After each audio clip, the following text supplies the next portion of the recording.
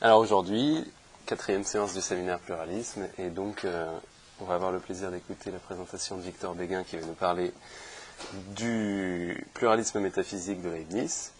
Donc Victor Béguin est normalien, agrégé, spécialiste du néoplatonisme et de l'idéalisme allemand, en préparation de thèse cette année, et voilà, je le remercie de participer aujourd'hui au séminaire. Mais auparavant, on va faire un petit bilan récapitulatif de la progression du séminaire, puisque c'est la quatrième séance, pour introduire le propos de Victor. Et puis, en particulier, parce qu'il y a des nouveaux aujourd'hui, donc ça permettra de faire la continuité avec ce qu'on va faire aujourd'hui. Jusqu'à présent, en fait, on a essayé de nous faire une idée précise de ce que recouvrait le terme assez vague et consensuel de pluralisme, en détaillant les domaines dans lesquels ce concept pouvait s'appliquer et pouvait être défendu comme une thèse valide. Et on est parti donc du sens le plus courant aujourd'hui, celui du niveau normatif, politique en particulier, moral également, en faisant ressortir d'emblée certains des problèmes qui se sont posés à nous en ontologie ensuite, comme celui de la légitimité d'un discours pluraliste dans le champ même de la pluralité, celui de son point de vue, de son relativisme potentiel et du monisme sourd qui sous-tend souvent les systèmes pluralistes comme en secret, et on a essayé d'interroger la légitimité de sa prescription en questionnant la possibilité d'un discours pluraliste sur le monde et sur l'être. On se demandera à la fin de l'année si, de toute façon, ce discours peut suffire à permettre de fonder un pluralisme des valeurs, mais pour l'instant, il s'agit de le questionner dans sa cohérence interne et dans ses rapports aux divers niveaux de pluralisme qui ont été défendus dans l'histoire de la métaphysique. Et donc, après avoir fait une typologie des adversaires du pluraliste, à savoir, d'un côté, les dualismes des substances, des propriétés, des attributs, et puis les monismes, que j'avais proposé de classer en transcendantaux, c'est-à-dire des monismes qui font référence à un principe dépassant l'ordre des phénomènes, et dans ce cas, avec les monismes qui se permettent la connaissance du principe et ceux qui pensent le principe inconnaissable, et puis les monismes phénoménaux, et dans ce cas, la possibilité soit d'avoir un monisme matérialiste, soit un monisme spiritualiste, soit les monismes post-dualistes, qui sont immanentistes et qui essayent de concevoir un fond neutre sur lequel se ferait l'individuation des phénomènes. Et en regard de cette typologie, on a essayé de dégager les grands types de pluralisme qu'on pouvait défendre, ceux concernant nos approches du monde, dont la diversité irréductible pouvait être défendue à un niveau méthodologique, épistémologique ou gnoséologique, ceux concernant les formes globales du monde, avec les pluralismes cosmologiques et les pluralismes ontologiques substantiels, et ceux concernant les existants, au niveau matériel ou au niveau des types généraux d'existants. Et à cet égard, on peut consulter le tableau récapitulatif que nous a proposé Pierrot Séban et qui est sur le site séminairepluralisme.wordpress.com, qui est très utile. Et ensuite, nous avons approfondi l'idée d'un pluralisme des existants dans la pensée de William James, pluralisme qui est conjoint chez lui avec un pluralisme des valeurs, puisque cette pensée, selon lui, est celle de l'indéterminisme, de l'antifinalisme, donc en fait de la liberté individuelle contre les dogmes monistes qu'il considère comme potentiellement autoritaires. Et nous sommes allés observer dans les textes la dialectique de liaison de la pluralité réelle au sein de gouttes d'unité en relisant James et Whitehead à travers l'œuvre de Jean Wahl et sa pensée du concret. Ce qui nous a amené à concevoir l'idée qu'une version possible et crédible du pluralisme au niveau existentiel reposerait peut-être en dernière instance sur une forme de monisme substantiel, mais d'un monisme dynamisé où le principe ne serait plus un absolu comme la matière ou l'esprit, mais un dynamisme processuel existant à même le monde dans tous ces phénomènes d'actualisation, de liaison et de déliaison des étangs qui n'existent que de manière spatio-temporelle chez Whitehead sous la forme d'événements, on l'a vu la semaine dernière. C'est une vision qui permet d'éviter les critiques adressées à l'essentialisme considéré comme fixiste, des monismes classiques qui sont souvent critiqués pour leur absolutisme, en particulier par William James. Et donc, ce qu'on va faire à présent, c'est quelques allers-retours entre histoire de la philosophie et débat contemporain sur la question pluraliste, afin de voir comment celle-ci se pose dans la métaphysique classique notamment, et d'interroger entre autres questions sa prétendue fixité, ou encore cet absolutisme critiqué par James, mais qui n'est peut-être pas entièrement justifié pour des systèmes en partie monistes, qui sont cependant parvenus à intégrer une pensée de la pluralité, jusqu'à être qualifiés parfois, comme on a pu le faire avec Leibniz, de pluralisme. Et la question des rapports entre pluralité irréductible et unité sont justement au cœur de la pensée de Leibniz dont on va parler aujourd'hui. J'avais trouvé cette citation de sa lettre à Sophie de 1696, où il affirme « Mes méditations fondamentales roulent sur deux choses, savoir sur l'unité et sur l'infini. Les âmes sont des unités et les corps sont des multitudes, mais infinis, tellement que le moindre grain de poussière contient un monde d'une infinité de créatures. Les âmes avancent et mûrissent continuellement, comme le monde lui-même dont elles sont les images, car rien n'étant hors de l'univers qui le puisse empêcher, il faut bien que l'univers avance continuellement et qu'il se développe. » Alors, aujourd'hui, donc, Victor Béguin va nous permettre de concevoir un peu mieux ce qu'il faut entendre par là, en nous expliquant le pan ontologique du pluralisme de Leibniz, et il développera dans le texte qu'il va fournir ensuite pour le site, donc séminaire-pluralisme.wordpress.com, le pan ontologique, cosmologique de la question en traitant de la question des mondes possibles, dans la version donc écrite de son travail. Mais aujourd'hui, on va se concentrer sur la question de la substance en particulier chez Leibniz. Mais je te laisse la parole, Victor, et je te remercie encore une fois d'avoir bien voulu participer à cette séance. Eh ben, merci de m'avoir suggéré de faire ça, parce que voilà, moi je ne suis toujours pas d'ailleurs spécialiste de Leibniz, mais du coup ça m'a permis de découvrir avec l'émerveillement du néophyte tout un tas de textes que j'avais jamais vraiment lus de près. Donc c'est vraiment enfin ça m'a permis d'apprendre plein de choses, mais du coup aussi voilà, je suis vraiment absolument pas spécialiste de ce dont je vais parler, donc c'est vraiment un travail de découverte qu'on va faire ensemble. Voilà. Du coup, et puis voilà, j'ai pas d'hypothèse géniale à proposer sur l'interprétation de Leibniz. J'ai juste pris quelques textes que j'essaie d'orchestrer un peu pour faire une démonstration à peu près convaincante, puisque je me propose de parler, voilà, enfin d'expliquer qu'il y a un pluralisme ontologique réel chez Leibniz. Donc voilà, en quel sens il faut le comprendre, quels sont ses tenants et aboutissants, quels sont ses développements, voilà.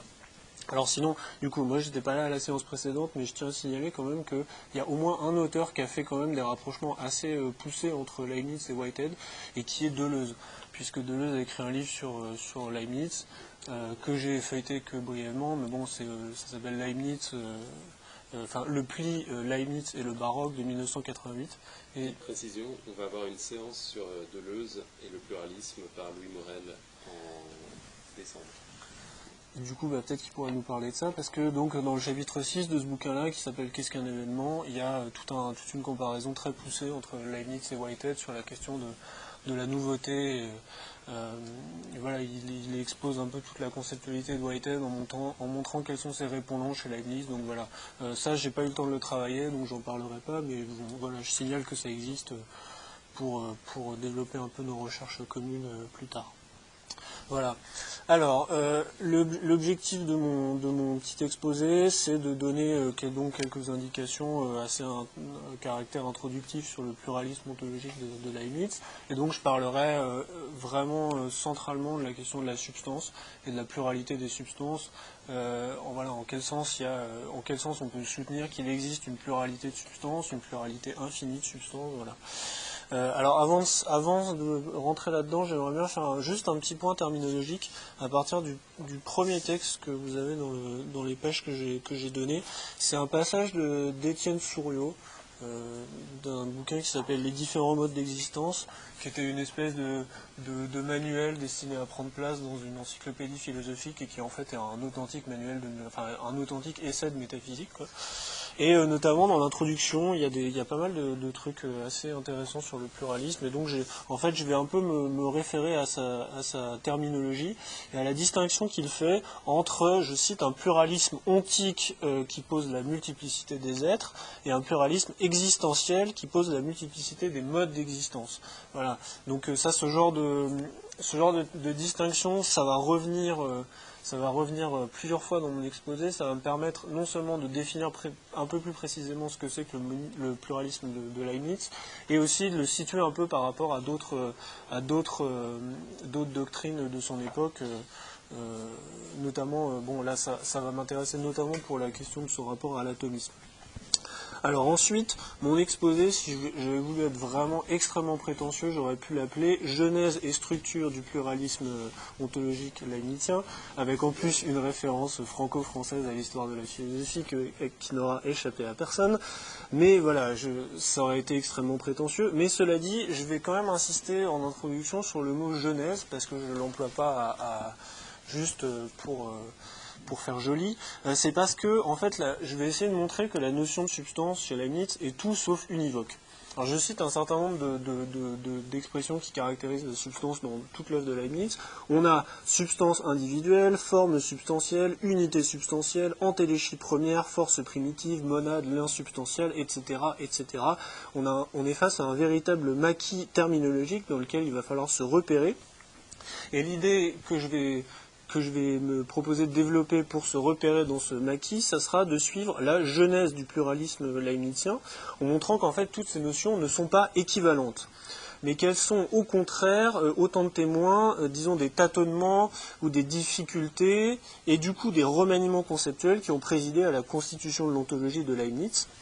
Et j'insiste vraiment sur ce point parce que s'il y a vraiment une chose à laquelle j'aimerais bien que puisse servir cet exposé, c'est vraiment dans la mesure de ces très modestes ambitions de néophyte, de donner plus d'audience à ce que j'appelle l'approche génétique de l'ontologie leibnizienne, c'est-à-dire en fait celle qui s'interdit de fictionner un système de Leibniz qui est toujours identique à lui-même par-delà toutes les variations textuelles qui s'étendent sur plus de 40 ans, mais en fait une approche qui considère au contraire que le concept de substance, il se problématise, il se remanie à même les textes, qui sont jamais équivalents, mais qui sont toujours en désir d'invention métaphysique et de nouveauté métaphysique. Donc c'est ce que me propose d'illustrer.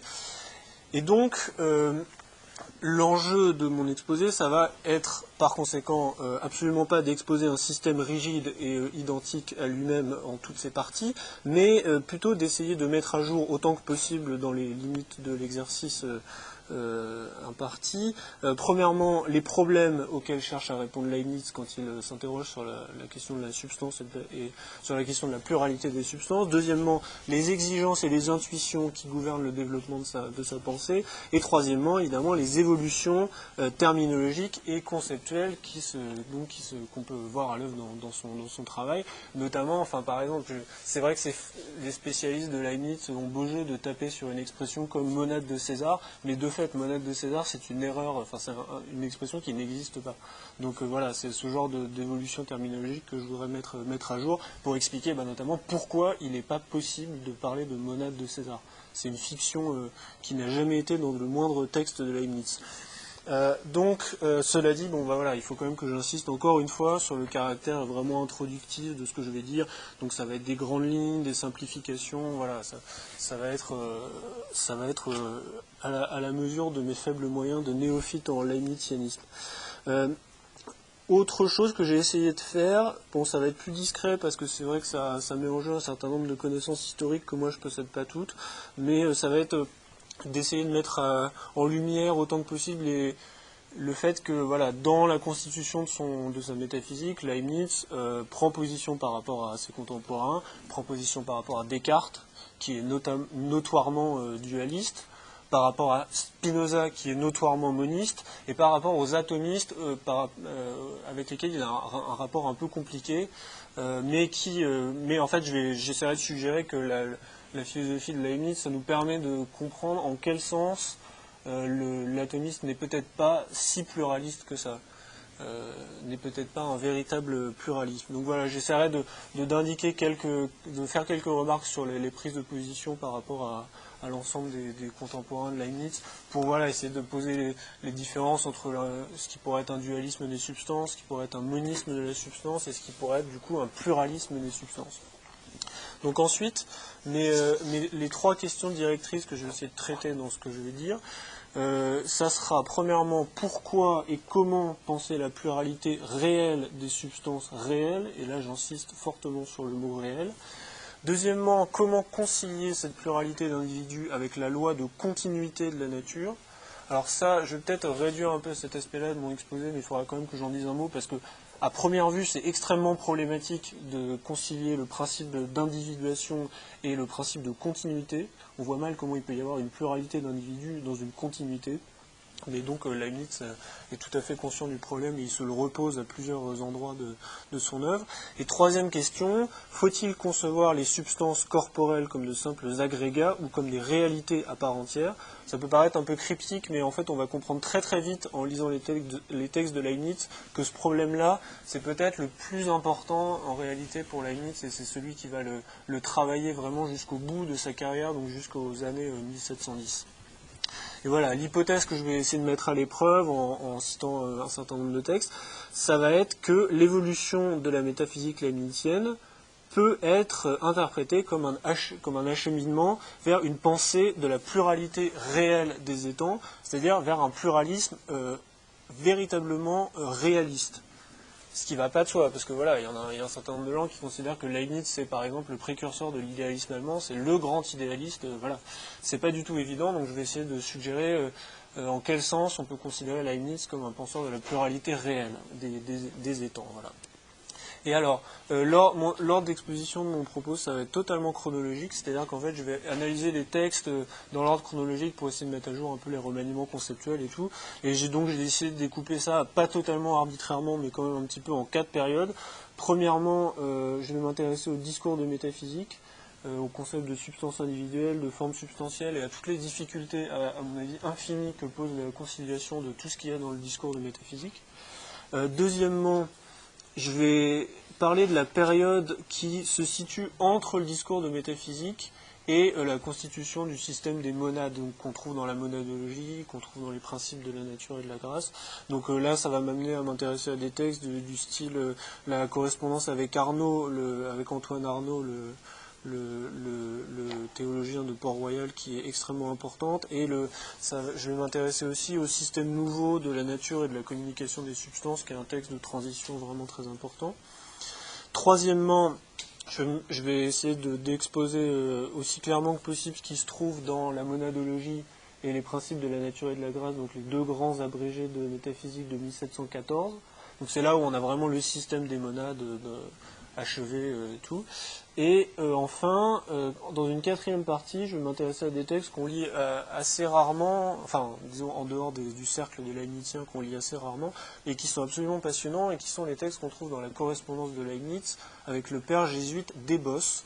Et notamment, en fait, ces lettres introduisent un concept absolument décisif, qui est celui de lien substantial, et donc j'essaierai de montrer en quoi voilà, ce concept-là permet de parachever en quelque sorte le système des monades dans une direction qui est vraiment clairement réaliste. Voilà. Donc je vais commencer par parler un peu du discours de métaphysique. En fait, bon, je m'excuse un peu, mais mon propos sur le discours de métaphysique, ça va être un peu de la dissection. C'est-à-dire que je vais essayer de mettre à jour en fait les différentes strates de métaphysique qu'il y a dans le discours de la méthode, de montrer aussi qu'elles ne sont pas forcément compatibles entre elles, et de suggérer néanmoins que disons, dans le discours de métaphysique sont déjà en germe quasiment tous les problèmes qui vont agiter Leibniz pendant à peu près pendant une bonne trentaine d'années, et voilà, d'essayer de suggérer comment les grandes impulsions de la métaphysique de Leibniz, de son ontologie des substances, se trouvent déjà dans le discours de métaphysique. Donc je vais commencer tout de suite par m'intéresser au paragraphe qui est sans doute le plus connu du discours de métaphysique, qui est celui sur la définition du concept de substance, donc qui est l'article 8. Je ne vais peut-être pas le lire en entier, mais en tout cas, bon, je vais en lire un petit bout pour qu'on ait déjà quelques idées en tête. Donc alors, j'ai oublié le titre du paragraphe, mais en gros, la question, c'est de savoir comment distinguer les actions de Dieu et celles des créatures. Et pour ce faire, donc Leibniz écrit « Puisque les actions et passions appartiennent proprement aux substances individuelles, j'insiste sur le concept de substance individuelle qui est vraiment essentiel ici, il serait nécessaire d'expliquer ce que c'est qu'une telle substance. Donc on va définir la substance. Il est bien vrai que lorsque plusieurs prédicats s'attribuent à un même sujet, et que ce sujet ne s'attribue à aucun autre, on l'appelle substance individuelle. Cela n'est pas assez, et une telle explication n'est que nominale. Il faut donc considérer ce que c'est que d'être attribué véritablement à un sujet. Or, il est constant que toute prédication véritable a quelques fondements dans la nature des choses. Et lorsqu'une proposition n'est pas identique, c'est-à-dire lorsque le prédicat n'est pas compris expressément dans le sujet, il faut qu'il y soit compris virtuellement. Et c'est ce que les philosophes appellent in esse, ça devrait être en italique d'ailleurs, in esse, en disant que le prédicat est dans le sujet. Ainsi, il faut que le terme du sujet enferme toujours celui du prédicat, en sorte que celui qui entendrait parfaitement la notion du sujet jugerait aussi que le prédicat lui appartient. Cela étant, nous pouvons dire que la nature d'une substance individuelle ou d'un être complet est d'avoir une notion si accomplie qu'elle soit suffisante à comprendre et à en faire déduire tous les prédicats du sujet à qui cette notion est attribuée. Au lieu que l'accident est un être dont la notion n'enferme point tout ce qu'on peut attribuer au sujet à qui on attribue cette notion. Bon, je vais m'arrêter là, je dirai un mot de l'exemple qui est donné ensuite, mais voilà, donc là déjà c'est on a là une première définition de la substance. Alors c'est pas la première définition qu'on trouve dans l'œuvre de Leibniz, mais c'est la première définition achevée. C'est là où convergent un certain nombre de recherches que Leibniz a menées pendant les années pendant ses années de formation, qui sont essentiellement des recherches d'ordre métaphysique sur le principe d'individuation, d'ordre logique sur ce qu'on voit tout de suite, parce que là c'est une analyse logique qu'on a dans ce texte, donc sur la question de la notion complète, et également des analyses de physique. Voilà, tout ça converge dans cette définition de la substance. Je vais essayer donc de la commenter un petit peu pour commencer. Alors, Leibniz donc, commence par rappeler un adage scolastique, le texte qui est en latin, entre parenthèses, au début du paragraphe, actiones sunt suppositorum, les actions appartiennent, alors bon, il faudrait traduire les suppos, mais on va dire, appartiennent à leur sujet. Et alors, ce que je voudrais montrer, c'est qu'il faut un détour par l'analyse logique de la prédication pour comprendre ce que le recours à cet adage signifie véritablement. Et alors, je vais donc m'intéresser à l'analyse logique qu'on a dans ce texte. Alors, c'est une analyse de la prédication. Elle présuppose que toute prédication véritable a quelques fondements dans la nature des choses. Et sur cette base-là, Leibniz suggère que si on laisse de côté, bon, il le dit, le cas des propositions identiques, du type par exemple A égale A, où là tout prédicat est expressément contenu dans le sujet, donc ça c'est pas ça qui l'intéresse. Toute prédication, donc, pour être vraie, implique que le prédicat soit contenu au moins virtuellement dans le sujet, et il le rapporte à une notion scolastique qui est l'in esse, c'est-à-dire l'être dans. Le prédicat, il est véritablement dans le sujet, et il est, je veux dire, métaphysiquement dans le sujet. Et Leibniz écrit, il faut que le terme du sujet enferme toujours celui du prédicat. Alors, pour le commenter, je dirais que l'opération qui a lieu ici, c'est la suivante, c'est que en ramenant toute prédication à l'être dans, Leibniz abolit la distinction aristotélicienne entre être dans et être dit de. Et par conséquent, il abolit aussi la différence qui vient d'Aristote aussi, et que l'on trouve dans catégorie 2, chapitre 2, paragraphe 2, entre la substance première et la substance seconde. La substance première, c'est le sujet réel, c'est-à-dire ce qui ne se dit pas d'un sujet, ce qui n'est pas dans un sujet. Par exemple, Socrate, c'est une substance première, c'est un individu. Et la substance seconde, c'est ce qui se dit d'un sujet et qui n'est pas dans un sujet, c'est-à-dire c'est ce que Aristote appelle l'espèce. C'est par exemple homme. Homme, c'est une substance seconde. Et alors en fait, cette distinction est ici abolie par Leibniz. Et du coup, c'est pour ça qu'il ne peut y avoir de substance qu'individuelle. Je cite Leibniz, la nature d'une substance individuelle ou d'un être complet est d'avoir une notion si accomplie qu'elle soit suffisante à comprendre et en faire déduire tous les prédicats du sujet à qui cette notion est attribuée. Je cite une autre formulation de ce principe qui est peut-être plus claire et qu'on trouve dans une lettre à Arnaud, donc c'est le texte 3. Toujours dans toute proposition affirmative véritable, nécessaire ou contingente, universelle ou singulière, la notion du prédicat est comprise en quelque façon dans celle du sujet. Il le dit en latin, praedicatum inest subjecto, le prédicat est dans le sujet, ou bien je ne sais ce que c'est que la vérité. Voilà, donc on a vraiment un remaniement métaphysique assez important par rapport à une tradition aristotélico-scolastique, si je puis dire, qui fait que, à partir de là, on ne peut avoir la notion de substance ne peut renvoyer qu'à une substance individuelle. Voilà. Alors après, ça, il faudrait le relier, mais bon, je ne vais pas le faire ici, il faudrait le relier à un problème qui vient de la métaphysique médiévale, et notamment de Duns Scott, qui est le problème de ce qu'on appelle l'aexéité, le fait d'être ceci et pas autre chose.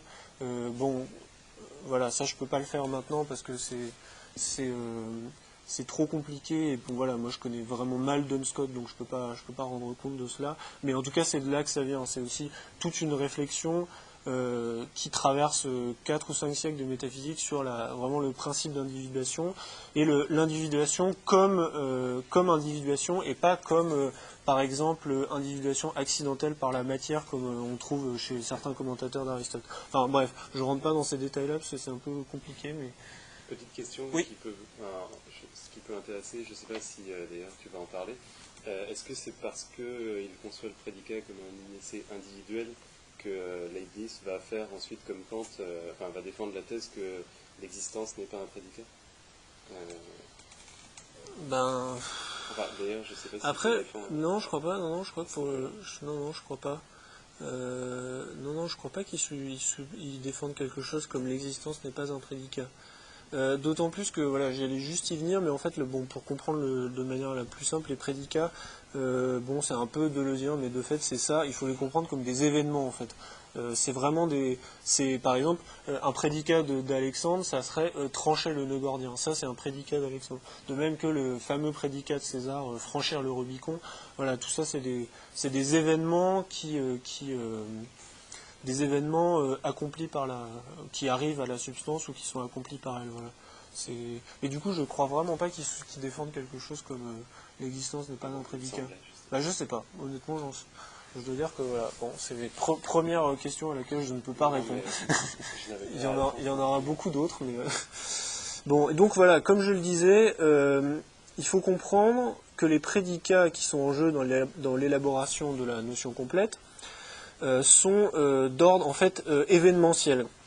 On le voit notamment dans la deuxième partie de l'article 8 où voilà, Leibniz commence à raconter un petit peu l'histoire d'Alexandre et on comprend qu'en fait tout ça c'est vraiment des événements. Et ce qui est important, c'est que si Dieu lui peut voir a priori la notion complète d'Alexandre, c'est-à-dire l'ensemble des prédicats qui peuvent lui être attribués, nous, pour notre part, ce n'est que l'expérience qui nous les peut révéler. Et crucial est à cet égard la mention qu'on trouve dans l'article 8, ce que nous ne pouvons savoir que par histoire. Et donc c'est bien nous, parce que Dieu le sait déjà a priori, mais nous ne le pouvons savoir que par histoire. Et cette mention est importante parce qu'elle indique, à mon avis, que du point de vue d'un être temporel comme nous, la substance individuelle, en fait, est en quelque sorte l'horizon des prédicats qu'elle déploie dans le temps de manière pour nous imprévisible. Et du coup, Deleuze pourra facilement gloser sur la question de la nouveauté subjective chez Leibniz, qui est très importante, parce qu'on ne peut pas connaître, nous, a priori, les prédicats d'Alexandre. Voilà, on ne peut que constater leur déploiement dans le temps. Il n'y a que Dieu qui connaisse l'ensemble des prédicats d'Alexandre. Et du coup, c'est pourquoi Leibniz, notamment dans un texte dont je n'ai pas donné d'extrait, mais qui est assez important, qui s'appelle La profession de foi du philosophe, Leibniz ira très loin sur cette idée de la subjectivité de la nouveauté, en fait. Du point de vue de Leibniz, pour nous, il y a en fait en permanence de la nouveauté dans le monde, vraiment. C'est en ce sens-là que ça rejoint des philosophes comme Whitehead, par exemple. Vraiment, des philosophes de la nouveauté. Et du coup, voilà, c'est à ce propos-là d'ailleurs que Deleuze fait un parallèle entre les deux qui est assez clair. Voilà. Et notamment, voilà, j'ai cité aussi, mais alors du coup je ne l'ai pas mis dans l'exemplier, ce qui est mal de ma part. J'avais cité un autre texte qui est dans l'article 13 du discours de métaphysique. Je cite, du coup, je vais aller lentement pour que, comme vous n'avez pas le texte, je cite, en fait c'est le titre de l'article 13, je cite, comme la notion individuelle de chaque personne, ça c'est très important, renferme une fois pour toutes ce qui lui arrivera jamais, On y voit les preuves a priori de la vérité de chaque événement ou pourquoi l'un est arrivé plutôt que l'autre, mais ces vérités, quoi qu'assurées, ne laissent pas d'être contingentes, étant fondées sur le libre arbitre de Dieu ou des créatures dont le choix a toujours ses raisons qui inclinent sans nécessité. Et alors, bon, je passe sur la question de la nécessité et de la contingence qui est extrêmement difficile chez Leibniz, qui est d'une complexité folle, et j'en dis quelques mots dans le texte que j'ai rédigé plus complètement et qui du coup sera en ligne assez vite. Mais bon, là je passe là-dessus. Je m'intéresse juste à une précision qui est apparemment faite comme ça en passant et qui est la notion individuelle de chaque personne. Cette expression, en fait, à mon avis, révèle quelque chose de profond à propos de la substance individuelle et d'où découle une partie des problèmes qui vont se poser plus tard, c'est que le concept de substance individuelle est forgé sur le modèle de la personne humaine. Ce que montre avec évidence le choix des exemples de substances qui sont proposés par Leibniz. Par exemple, dans le discours de métaphysique, les exemples c'est Alexandre le Grand et Jules César, et dans les lettres à Arnaud, on aura aussi l'exemple d'Adam. C'est toujours des personnes, vraiment. Et en plus, c'est des personnes historiques dont on connaît quand même pas mal de choses sur leurs prédicats. Voilà. Et on comprend du même coup pourquoi, voilà, ce que je disais tout à l'heure, les prédicats qui sont décrits par Leibniz peuvent être amenés à des événements, en fait, c'est-à-dire des actions et des passions des substances individuelles. Et pourquoi du coup les deux adages scolastiques que Leibniz a cités, donc qui sont les actions sont de leur sujet et le prédicat est dans le sujet, sont en fait sensiblement synonymes. Et là je cite un commentateur qui s'appelle Michel Fichon qui écrit « En superposant ces deux adages, on doit reconnaître que le sujet logique de la forme propositionnelle prédicative S et P dénote aussi le suppôt des actions. » Donc le prédicat est dans le sujet, c'est la même chose que les actions sont du sujet. Et les actions sont elles-mêmes les prédicats du sujet, ou plus exactement, les termes qui dénotent ces actions du suppôt sont les prédicats de la notion du sujet. Donc on voit bien que finalement le concept de substance individuelle est forgé sur le modèle de la personne humaine et est forgé sur le modèle de la personne humaine qui agit et qui est prise dans un réseau d'événements, qui sont ces prédicats. Alors, je développe un petit peu en m'intéressant à un autre point qui est intéressant et qui est important pour la suite et qui se trouve dans l'article 9 que vous avez, qui est donc le texte 5 de mon petit exemplier, où Leibniz décrit plusieurs paradoxes qu'il appelle considérables. Je vais m'intéresser au premier et au dernier. Alors, premièrement, Leibniz écrit comme, entre autres, il n'est pas vrai que deux substances se ressemblent entièrement et soient différentes solo numero, et que ce que saint Thomas assure sur ce point des anges ou intelligences est vrai de toutes les substances pourvu qu'on prenne la différence spécifique comme la prennent les géomètres à l'égard de leurs figures. Alors je m'arrête ici pour commenter un petit peu. Là, on a une formulation assez bonne de ce qu'on a pris l'habitude d'appeler le principe des indiscernables, qui stipule que deux individus ayant absolument la même notion complète sont identiques, que réciproquement, deux individus distincts doivent être spécifiquement différents. Et j'insiste sur l'idée spécifiquement différent. On comprend bien qu'en fait, pour Leibniz, il n'y a pas du tout ce qu'on trouve chez Aristote, qui est la différence entre l'individu, l'espèce, le genre. Ça, il ne connaît pas du tout. En fait, pour lui, un individu, c'est une espèce, une forme en soi, une forme individuelle. Et du coup, voilà, on comprend pourquoi il peut y avoir quelque chose comme le principe des indiscernables, puisque deux êtres sont toujours spécifiquement différents. Alors, l'idée est donc, à mon avis, à partir du principe des indiscernables, on a déjà quelque chose comme un pluralisme pour la raison suivante. C'est que non seulement il existe réellement une infinité de substances individuelles, mais en outre, celles-ci sont chacune uniques en leur genre. Et même tellement uniques qu'elles sont dites exprimer d'un certain point de vue l'univers tout entier. Et là, je cite la suite de l'article 9. De plus, toute substance est comme un monde entier et comme un miroir de Dieu, ou bien de tout l'univers, qu'elle exprime chacune à sa façon, à peu près comme une même ville, et diversement représentée selon les différentes situations de celui qui la regarde. Ainsi, l'univers est en quelque façon multiplié autant de fois qu'il y a de substance, et la gloire de Dieu est redoublée de même par autant de représentations toutes différentes de son ouvrage.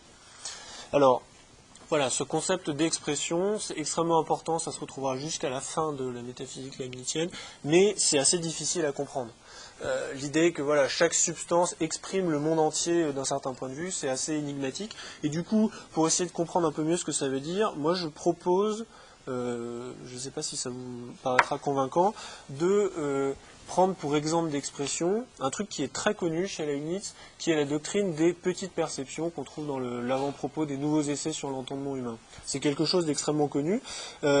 Leibniz prend l'exemple du bruit de la mer, il nous dit voilà, quand on est face à la mer, on n'entend pas le bruit de chaque produit par chaque petite vaguelette indépendamment, on entend le bruit de la mer en général. Voilà, on entend notre perception fait une totalité avec ça. Moi je propose de ça comme exemple d'expression, puisque je le reformule de la sorte. En tant que substance, j'exprime l'ensemble de l'univers dans ses moindres détails. C'est ce qu'on trouve dans le discours de la métaphysique. C'est-à-dire, y compris le bruit de chaque vaguelette singulière. Mais je ne l'exprime que confusément.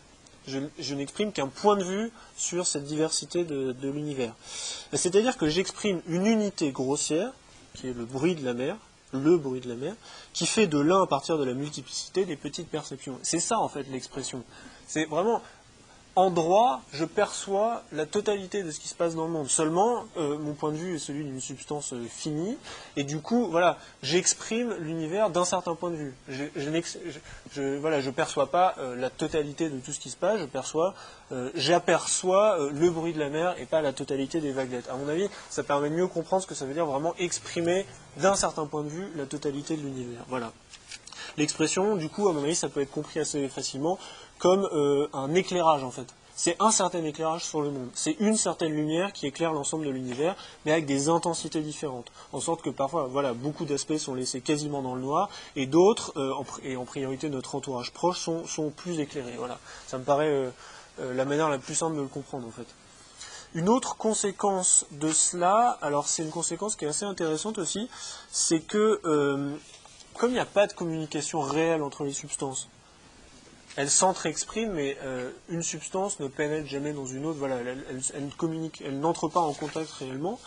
Du coup, la conséquence qu'en tire Leibniz, c'est que nous n'avons aucun contact réel avec le monde, les corps, les autres substances, mais en fait nous n'avons de contact qu'avec nos perceptions, qui expriment ce monde d'une certaine manière. Et du coup, l'ordre apparent de ces perceptions, comme il peut pas être fondé dans la réalité des choses, il ne peut pas être modelé sur elle, puisqu'en fait c'est uniquement des prédicats de notre substance. Du coup, Leibniz, il doit inventer ça peut ressembler à un artefact métaphysique, mais c'est vraiment important pour lui. Il doit inventer quelque chose qui est l'harmonie préétablie des perceptions, qui fait que voilà, Dieu a préordonné nos perceptions de manière à ce qu'elles forment un tout cohérent et qu'elles expriment d'une certaine manière l'univers. Alors, je vais pas lire le texte en entier puisqu'il est un petit peu long, mais on trouve ça dans l'article 14 du discours de métaphysique, qui est donc le texte 6 de mon petit exemplier. Voilà, je vais pas le lire en entier parce que voilà, c'est un point sur lequel je vais revenir, mais tout ce que je peux dire, c'est que voilà, ce texte paraît quand même professer quelque chose que j'appellerais un phénoménisme radical de l'harmonie des perceptions, puisque voilà, en fait, la question de savoir si les corps sont réels ne se pose pas. Parce que de toute manière, nos perceptions sont préétablies harmonieusement, et donc tout ça fonctionne très bien d'un point de vue purement phénoménal. Mais alors voilà, le problème grave qui se pose à ce moment-là, c'est précisément le problème de la réalité des corps. Et je vais le développer un petit peu à partir d'un petit texte que j'ai mis dans l'exemplier, qui est le texte 7, qui est extrait d'un opuscule de Leibniz qui n'est pas très connu, qui s'appelle « Comment distinguer les phénomènes réels des imaginaires ». Alors voilà, je précise que la solution qu'il va donner dans ce texte, c'est une solution qui se situe totalement au niveau de la perception. Il explique comment distinguer les bonnes perceptions des mauvaises, mais il n'explique pas, et ça ne l'intéresse pas de savoir si les corps sont réels ou pas. Et je cite ce texte, donc, « S'il y a quelque chose de réel, c'est seulement la force d'agir et de pâtir, et c'est même en cela autant que la matière et la forme que consiste la substance du corps. Les corps, cependant, n'ont pas de forme substantielle, mais ne sont que des phénomènes, ou du moins des agrégats de phénomènes véritables. C'est ça que j'appelle le phénoménisme radical. Les perceptions sont harmonieuses, et du coup, les corps peuvent très bien n'être que des agrégats de phénomènes. Aucun problème. Le problème, en fait, c'est qu'il y en a un. Il y a un véritable problème. C'est que, pour ce qu'on connaît du discours de métaphysique, on n'a pas que la substance individuelle. On a aussi la question de la forme substantielle, qui, là, est vraiment destinée à penser la réalité des corps. Et alors voilà, je vais maintenant m'intéresser à ce point-là, pour essayer de montrer en quoi ça pose un véritable problème dans la philosophie de Leibniz. C'est quelque chose qui va se poursuivre, qui va lancer une investigation qui va se poursuivre jusqu'à la toute fin de la carrière de Leibniz, puisque vraiment les derniers textes qu'il écrira avant de mourir, c'est sur ce problème-là, sur le problème de la réalité des corps. Alors, je vais faire une petite remarque de paléographie leibnizienne qui est tout à fait intéressante. Si on s'intéresse au titre de l'article 10 du discours de métaphysique, je cite le titre qui est imprimé dans les éditions courantes. Que l'opinion des formes substantielles a quelque chose de solide, mais que ces formes ne changent rien dans les phénomènes et ne doivent point être employées pour expliquer les effets particuliers. Bon, ce que nous dit Leibniz, c'est que on a des bonnes raisons de considérer qu'il y a des formes substantielles qui font des unités réelles des corps. Voilà. Les corps sont des unités réelles unies par une forme substantielle, mais bon, ça ne change rien au phénomène. Mais on a quand même de bonnes raisons de le supposer. Sauf que dans le sommaire des articles qui est de sa main, Leibniz a raturé un passage de phrase qui est tout à fait intéressant. Au départ, c'était écrit que l'opinion des formes substantielles a quelque chose de solide si les corps sont des substances. Donc c'est pas du tout acquis. Et on voit que la réhabilitation des formes substantielles, que Leibniz avance plusieurs fois à grands cris en disant j'ai réhabilité les formes substantielles contre Descartes, etc. En fait, c'est absolument pas évident. Et Leibniz est tout à fait c'est un sol tout à fait glissant pour lui, vraiment. Et on voit que jusque dans les dernières phases de rédaction du discours de métaphysique, il n'était encore pas sûr du tout que les corps ne soient pas purement des phénomènes. Donc du coup, ça ferait un drôle de pluralisme. On aurait un certain nombre de substances individuelles, Alexandre, Jules César, mais en même temps, tous les corps ne seraient que des phénomènes. Donc ça paraît complètement bizarre. Et d'ailleurs, c'est un problème que, je le dis encore une fois, Leibniz va se poser jusqu'à la fin de sa vie. Parce que précisément, c'est extrêmement, extrêmement gênant pour lui. On a l'impression qu'il y a chez lui une espèce de pulsion pluraliste, qu'il a envie qu'il y ait une pluralité réelle de plein de choses, mais là, il est quand même face à une difficulté majeure, c'est que dans son propre système, les corps peuvent très bien être considérés comme de purs phénomènes. Voilà, ça c'est extrêmement difficile à gérer pour lui. Pardon, excuse-moi, mais en quoi ça empêche de penser un pluralisme ? C'est-à-dire que... Penser au niveau phénoménal, non ? Oui, mais du coup, les corps ce sont que des agrégats de perception. Il y a une pluralité d'agrégats de perception. Ce qui est quand même relativement problématique, d'autant plus que, là j'y viens tout de suite, il y a quand même une tentative tout de suite chez Leibniz de penser ça, non pas comme des agrégats de perception harmonieux, mais des vraies réalités. Et c'est à ça que ça lui sert, les formes substantielles qu'il réhabilite plusieurs fois dans son œuvre. Et en fait, moi je propose d'interpréter la difficulté de cette manière-là. C'est qu'en fait, Leibniz, donc on a vu dans le discours, dans l'article 8, il a conçu un paradigme de la substantialité, qui s'appelle la substance individuelle, qui a manifestement été élaboré en excluant totalement les corps. Ça concerne César et Alexandre. Et du coup, après, il essaye, a posteriori, de faire rentrer les corps dans son paradigme de substantialité qui a été élaboré complètement à part d'eux. Et ça donne en fait un manque de continuité assez gênant entre les articles du discours de la métaphysique qui portent d'une part sur la substance, l'harmonie des perceptions, etc., et d'autre part ceux sur les formes substantielles. Voilà. Alors il y a encore quelques textes qu'il mériterait qui seraient importants de citer, mais je vais m'arrêter là pour le discours de métaphysique. Je vais seulement résumer en peu de mots l'analyse que j'ai essayé d'en esquisser ici. En fait, en m'appuyant sur un livre qui est très intéressant de Madame Catherine Wilson, qui s'appelle Leibniz Metaphysics, A Historical and Comparative Study. qui est en fait vraiment une sorte de dissection du discours, qui comprend notamment une dissection du discours de métaphysique. Et en fait, cette commentatrice met à jour, non pas une, mais 3 sous-métaphysiques dans le discours de métaphysique, qui sont les suivantes.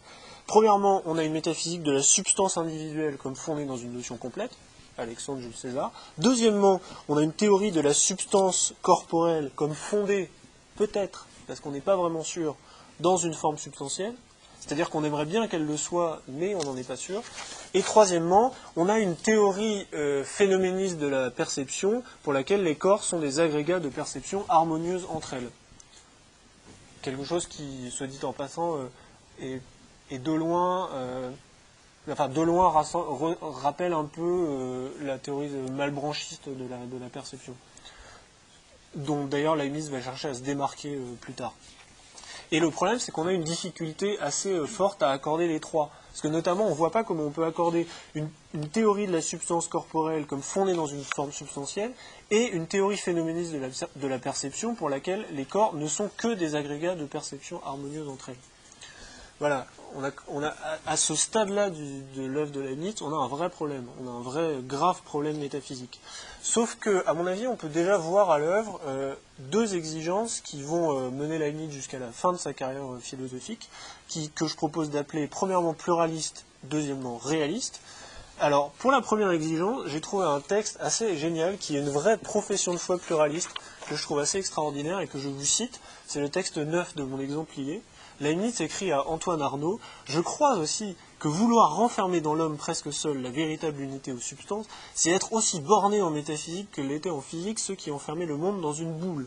Et les substances véritables étant autant d'expressions de tout l'univers pris dans un certain sens, et autant de réplications des œuvres divines, il est conforme à la grandeur et à la beauté des ouvrages de Dieu, puisque ces substances ne s'empêchent pas d'en faire dans cet univers, autant qu'il se peut, et autant que des raisons supérieures le permettent. » Voilà.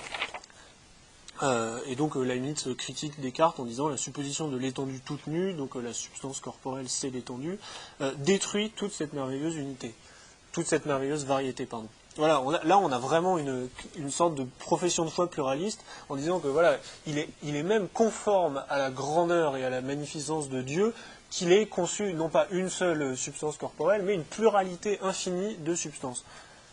Donc voilà, on a quand même à mon avis, un véritable pluralisme chez Leibniz, déjà voilà, qu'on peut trouver dans ce genre de texte. Sauf qu'il n'a pas encore tout à fait l'architecture métaphysique pour le penser pleinement, mais on a quand même ce genre de choses. Voilà.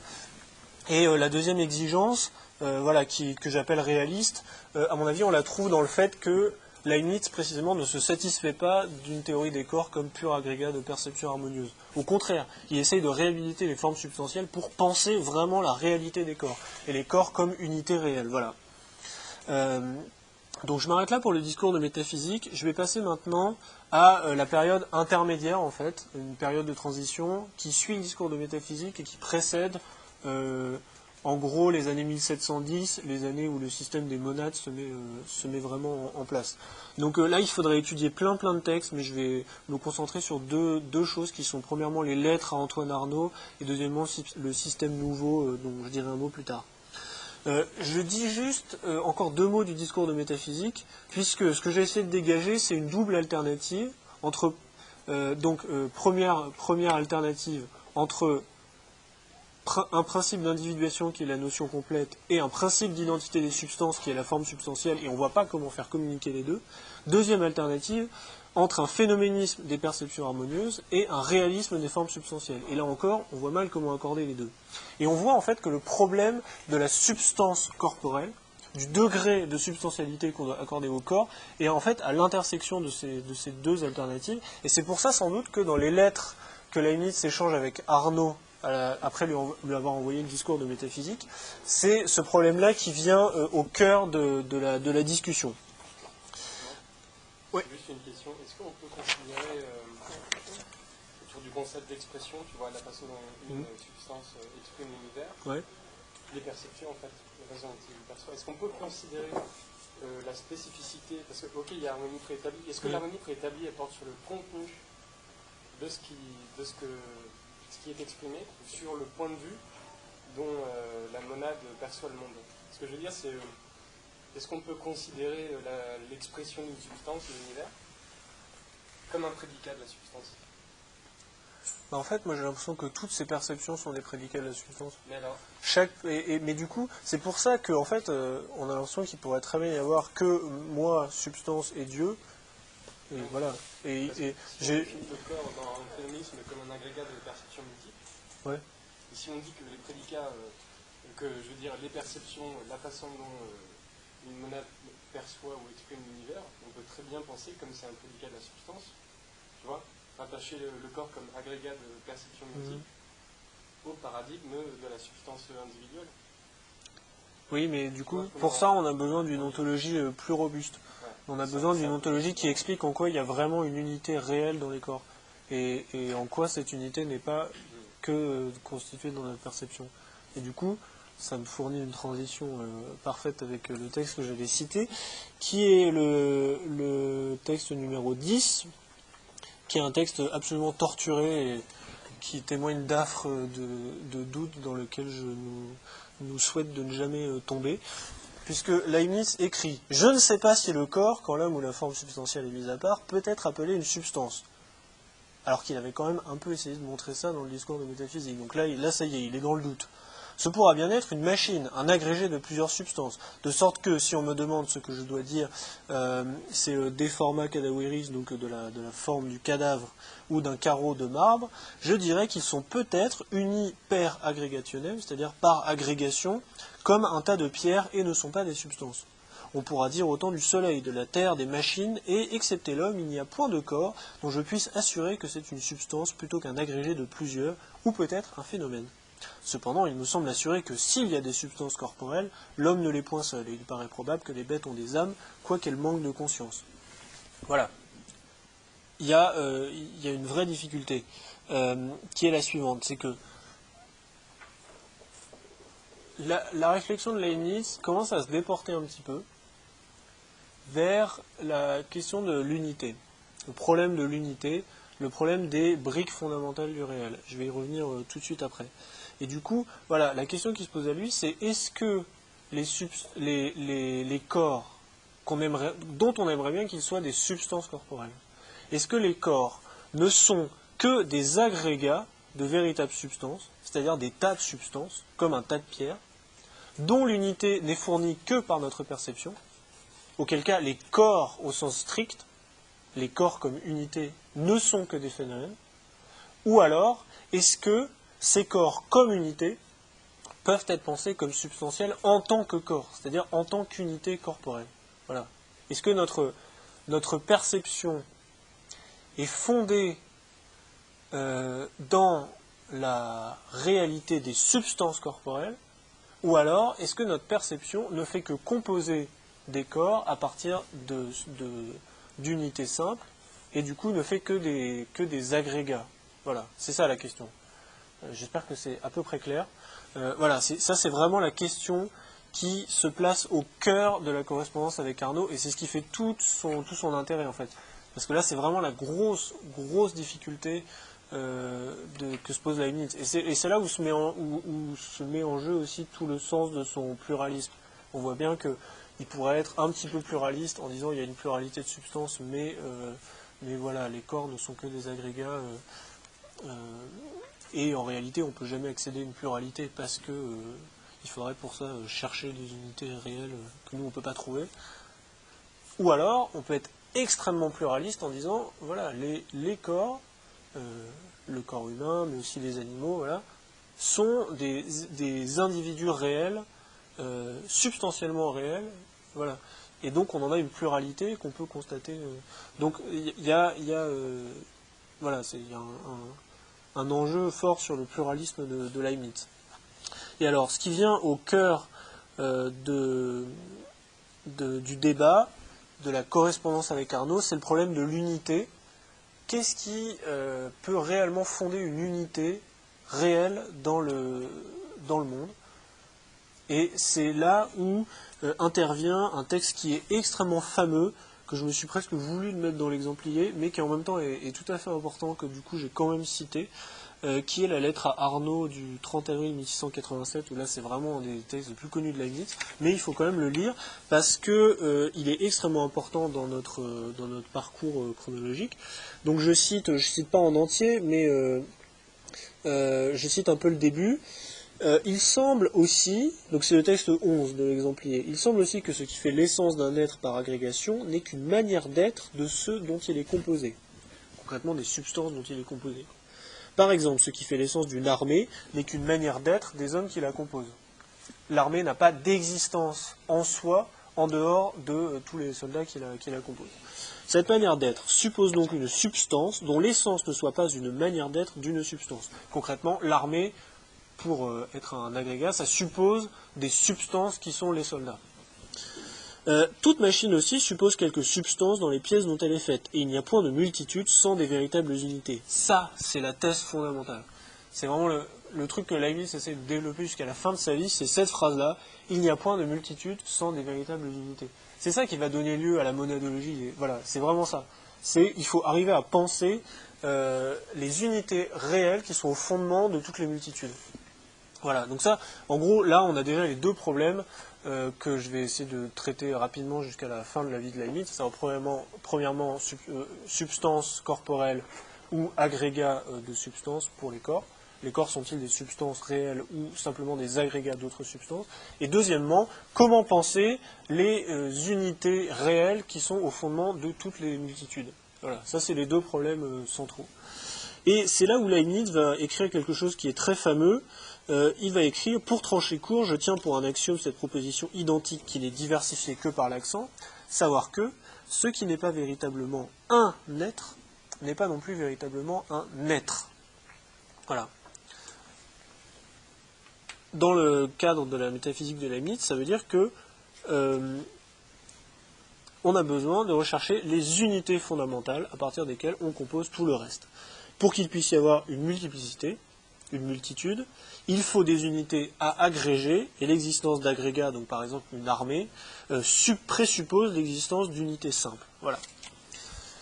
Donc ça c'est vraiment un point absolument fondamental, et ça veut dire que Leibniz va se mettre à chercher ce qu'on pourrait appeler, bon c'est pas très bien de dire ça, mais c'est un peu ça en fait, c'est des atomes métaphysiques, c'est-à-dire que ça n'a rien à voir avec les atomes des atomistes, avec des petites boules de matière, mais c'est vraiment des composants fondamentaux métaphysiques de la réalité. Et du coup, ce sur quoi je voudrais insister, c'est que Leibniz opère un tournant fondamental là-dedans, en fait, dans cette correspondance. Puisqu'on voit bien qu'il ne recherche plus la substance individuelle complète, qui était un peu le leitmotiv du discours de métaphysique, mais la substance une et identique assurant le fondement ontologique de l'ensemble du réel, et y compris de l'ordre perceptif. On voit bien qu'en fait, avec son Alexandre et son César, il ne pouvait pas construire l'ensemble de la réalité. Il pouvait construire l'ensemble des perceptions de la réalité, mais pas l'ensemble de la réalité elle-même. Et en effet, l'idée c'est que, y compris la phénoménalité perceptive, c'est-à-dire l'ordre des perceptions, y compris l'ordre des perceptions, requiert, à titre de fondement ontologique, une pluralité d'unités substantielles, réellement une et identiques, et quel que soit par ailleurs le degré de réalité des unités phénoménales que nous percevons. Pour le dire clairement, que les corps soient des agrégats que nous construisons dans nos perceptions ou des substances réelles, on a quand même besoin des petites briques substantielles qui permettent de fonder leur réalité. Voilà. C'est ça le point. Le problème, c'est que du coup, dans la correspondance avec Arnaud, les recherches de Leibniz formulent une si haute exigence d'unité, voilà, d'unité réelle, substantielle, que les corps perçus ne paraissent pas pouvoir en l'état y satisfaire. Et du coup, on serait tenté de croire que ce ne sont que des phénomènes. Et en sorte qu'en fait, leur unité de fait, on perçoit qu'il y a des corps, il y a mon corps, il y a le corps du chien, voilà. Leur unité de fait, en fait, est renvoyée à l'ordre phénoménal, purement et simplement. Ce sont des phénomènes véritables au sens où ils sont bien fondés dans la multiplicité des unités réelles, mais ils ne sont pas bien fondés comme unités. Voilà. Ils ne sont pas eux-mêmes des unités, ce sont des agrégats d'unités. Voilà. Alors ça, je le dis très brièvement, mais ça induit un rejet de l'atomisme, puisque en fait, c'est ce qu'on voit dans le texte que j'ai cité au numéro 12 de mon exemplier. L'idée, c'est que, en fait, toute partie de la matière est actuellement divisée par d'autres parties aussi différentes entre elles que les... Alors, il y a une histoire de diamants, je ne développe pas cette... Mais bon, il prend des exemples de diamants, donc voilà, plus loin, plus tôt dans la correspondance, donc par d'autres parties aussi différentes entre elles que les deux diamants susdits. Et cela allant toujours ainsi, on ne viendra jamais à quelque chose dont on puisse dire voilà réellement un être, que lorsqu'on trouve des machines animées, dont l'âme ou forme substantielle fait l'unité substantielle, indépendante de l'union extérieure de l'attouchement, ce qui veut dire en gros que les boules de matière que sont les atomes des atomistes, y compris à l'époque de Leibniz, en réalité sont pour lui divisibles à l'infini. C'est de la matière. On peut encore la diviser et la diviser et la rediviser. Et en fait, on ne va pas construire la réalité avec des atomes de matière, on va la construire avec des unités substantielles, c'est-à-dire avec des entités métaphysiques, vraiment. Avec des unités non pas d'ordre physique, mais d'ordre vraiment métaphysique, alors que la matière, elle, est totalement divisible à l'infini. Cela dit, ça pose quand même un problème. C'est que comment on peut concilier la position d'unité métaphysique réelle et la divisibilité à l'infini de la réalité. C'est le vieux problème de la conciliation entre le principe d'individuation d'une part qui nous permet de penser des individus réels, et d'autre part la loi de continuité de la nature qui fait qu'en réalité on peut toujours diviser à l'infini. Donc voilà, ça c'est un vrai problème. J'y reviendrai en fait je pense à la fin de mon exposé, parce qu'il faudrait le tracer un peu dans toute l'œuvre de Leibniz, mais j'essaierai de suggérer qu'à la toute fin de sa vie il a trouvé une solution à ce problème-là, qui paraîtra satisfaisante ou non, mais il en a trouvé une, je pense. Voilà. Juste pour t'interrompre, il critique tout à la fois l'atomisme et puis toute forme de nominalisme. Bah, ouais, mais en même temps, il a un côté assez nominaliste quand même. Ouais. Parce que. En parlant d'unité réelle. Ouais. Bah, c'est-à-dire que oui, il avait un côté nominaliste à l'époque de la substance individuelle. Sa critique d'Aristote, c'est assez nominaliste. Mais, ouais. Après, voilà, là, il est plus dans une recherche logique, il est dans une recherche vraiment ontologique. Du coup, bon, bah oui, clairement, il critique l'atomisme. Après, pour le nominalisme, je sais pas ce qu'il en est. Je sais pas s'il a pris position par rapport à ça. Peut-être, hein, mais j'ai pas de référence en tête, pardon. Bon, je dis juste un mot pour conclure sur cette histoire de correspondance avec Arnaud avant de passer à la suite. C'est qu'en fait, il faudrait le montrer beaucoup plus précisément que je ne l'ai fait, en citant beaucoup plus de textes et en suivant la correspondance dans son développement. Voilà. Mais ça conduit cette correspondance à un renversement de perspective qui est très important, que je formulerai de la sorte. On semble être passé d'une conception de la substance modelée de fait sur la personne intelligente, Alexandre de César, et dont il s'agissait ensuite de se demander dans quelle mesure elle pouvait s'appliquer au corps, ce qui posait un vrai problème, à une enquête sur les critères absolus de la substantialité, pris pour eux-mêmes. On se demande qu'est-ce qu'une substance, qui seront ensuite répartis intensivement suivant différents ordres de créatures, animaux, âmes, etc. Et de sorte que les esprits du type Alexandre ou César ne seront plus qu'un cas particulier de substance, et non pas les substances par excellence. Voilà. C'est ça qui me paraît important, et c'est une idée qui est vraiment importante parce qu'on peut la suivre dans tout le reste de l'œuvre de Leibniz. Bon, j'avais préparé un petit truc sur le système nouveau de la nature et de la communication des substances, mais ça va être un peu long, donc je pense que je vais passer là-dessus. Je vais plutôt essayer d'aller directement à la monadologie pour essayer de comprendre un peu ce que c'est qu'une monade et comment ça fonctionne. Je dis juste un mot sur un texte qui est quand même extrêmement important, que j'ai mis en numéro 15 de mon petit exemplier. Ça, c'est un texte qui est vraiment super parce que c'est par excellence un texte de transition, quoi. On est vraiment...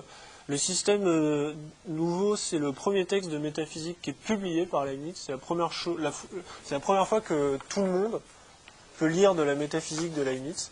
Et du coup, ça va devenir un peu l'enjeu de toutes les querelles autour de Leibniz, à savoir le système de l'harmonie préétablie entre l'âme et le corps. Voilà, tous les savants de l'Europe vont discuter ce truc-là. Mais il y a quand même un texte que j'ai cité là, sous le numéro 15 de mon exemplier, qui est passé complètement inaperçu et qui est extrêmement important sur la question de la substance et des unités réelles. Voilà. J'en cite juste un petit bout. On a déjà un truc qui est très important, c'est une reformulation de la thèse importante que j'ai signalée tout à l'heure, qui est la multitude ne peut avoir sa réalité que des unités véritables qui viennent d'ailleurs. Voilà. Ça, c'est extrêmement important. C'est une thèse qu'on avait déjà dans Arnaud et qui est reformulée ici de manière très forte. Et deuxièmement, on a un truc, alors ça, je vais pas développer ça, mais on voit qu'à la toute fin du texte, donc à la toute fin de cet item 15 de mon exemplier, alors après avoir réhabilité à grand cri les formes substantielles, il réhabilite à grand cri un deuxième truc qui était passé un peu aux oubliettes de la métaphysique, qui est l'antéléchie première d'Aristote. Voilà, ça c'est un truc qui revient sur le devant de la scène, qui vient du De Anima, du livre 2 du De Anima. Bon, ça je peux pas développer parce que ça serait trop compliqué, mais l'idée qui est importante, c'est que c'est pour ça que le système nouveau c'est un texte de transition, c'est parce que là, l'antéléchie première, il dit tout de suite, je les appelle peut-être plus intelligiblement force primitive. C'est ça que ça veut dire pour lui. Antéléchie première, c'est une force. Et c'est ça qui est extrêmement important, c'est que on est passé de la substance individuelle Alexandre César à une interrogation sur l'unité réelle, ce qui peut être une unité réelle à partir duquel on compose tout le reste. Et là, on voit que se mettent en place les critères fondamentaux de l'unité réelle. Et le critère fondamental de l'unité réelle, pour Leibniz, ça va se retrouver dans la monadologie, c'est une force. C'est une certaine force. Ça lui vient de ses travaux sur la dynamique. Il a réformé la physique en remplaçant la mécanique cartésienne par la dynamique. Bon. Et c'est-à-dire que c'est une force, une puissance d'agir et une puissance de percevoir et une puissance de se développer, une puissance d'appéter. Voilà, vraiment une puissance d'appétition et de perception. Et ce qui va donner des choses très surprenantes, dont je dirai un mot tout à l'heure, savoir que par exemple toute substance, toute unité substantielle a la perception. Donc voilà, par exemple la moindre brique que l'on sert pour composer un animal, par exemple, ça a la perception. Voilà, donc ça je vais le... Oui, pardon. Pardon, il applique le concept d'antéléchie aux êtres non vivants, oui, la matière en général. Oui, alors le problème c'est que du coup tout va devenir vivant, mais ça je vais le dire, je vais en dire un mot plus loin. Mais voilà, c'est juste pour dire que devient central pour Leibniz dans son évolution cette idée d'antéléchie première, c'est-à-dire de force, vraiment, de force vive. Voilà, et c'est ça qui va devenir le critère fondamental de la substantialité. Et alors, à cet égard, il y a un... alors à cet égard, je crois que je vais tout de suite me ruer sur la monadologie pour rentrer un petit peu dans les détails. Et je vais m'intéresser aux définitions de la monade, à essayer de comprendre vraiment ce que c'est qu'une monade, pour voir qu'en fait il y a vraiment cette idée d'action, de perception, d'appétition au cœur de la notion de monade. Bon, alors du coup, je vais passer à la monadologie, puisque la monadologie c'est un peu l'aboutissement de tout ce que j'ai essayé de tracer très sommairement et très brièvement dans ce que je viens de dire.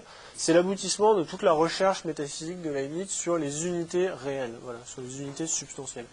Je vais dire deux sortes de choses sur la monadologie. Je vais parler d'abord de la nature de la monade, ce que c'est qu'une monade, et ensuite de la hiérarchie des monades. Ça, c'est extrêmement compliqué, donc il faut le regarder d'un petit peu près. Il y a deux textes qui sont très importants à cet égard, qui sont tous deux de 1714, qui sont des abrégés de métaphysique.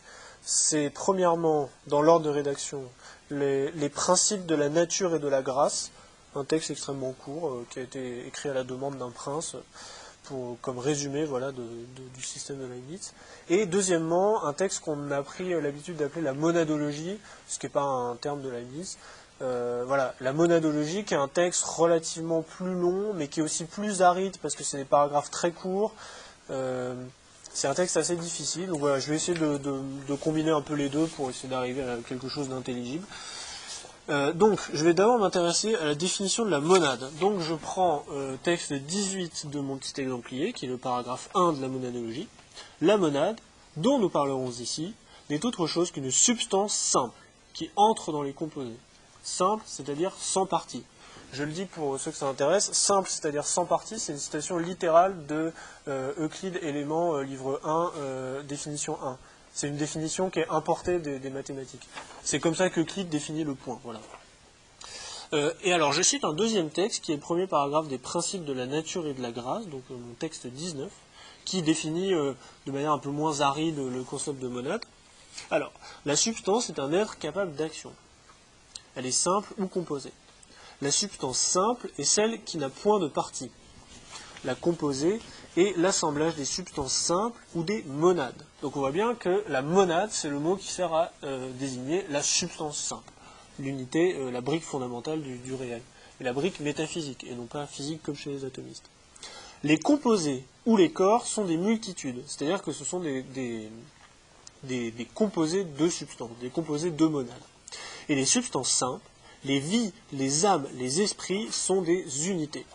Et il faut bien qu'il y ait des substances simples partout, parce que sans les simples, il n'y aurait point de composés. Et par conséquent, toute la nature est pleine de vie. Alors, essayez d'expliciter un petit peu tout cela.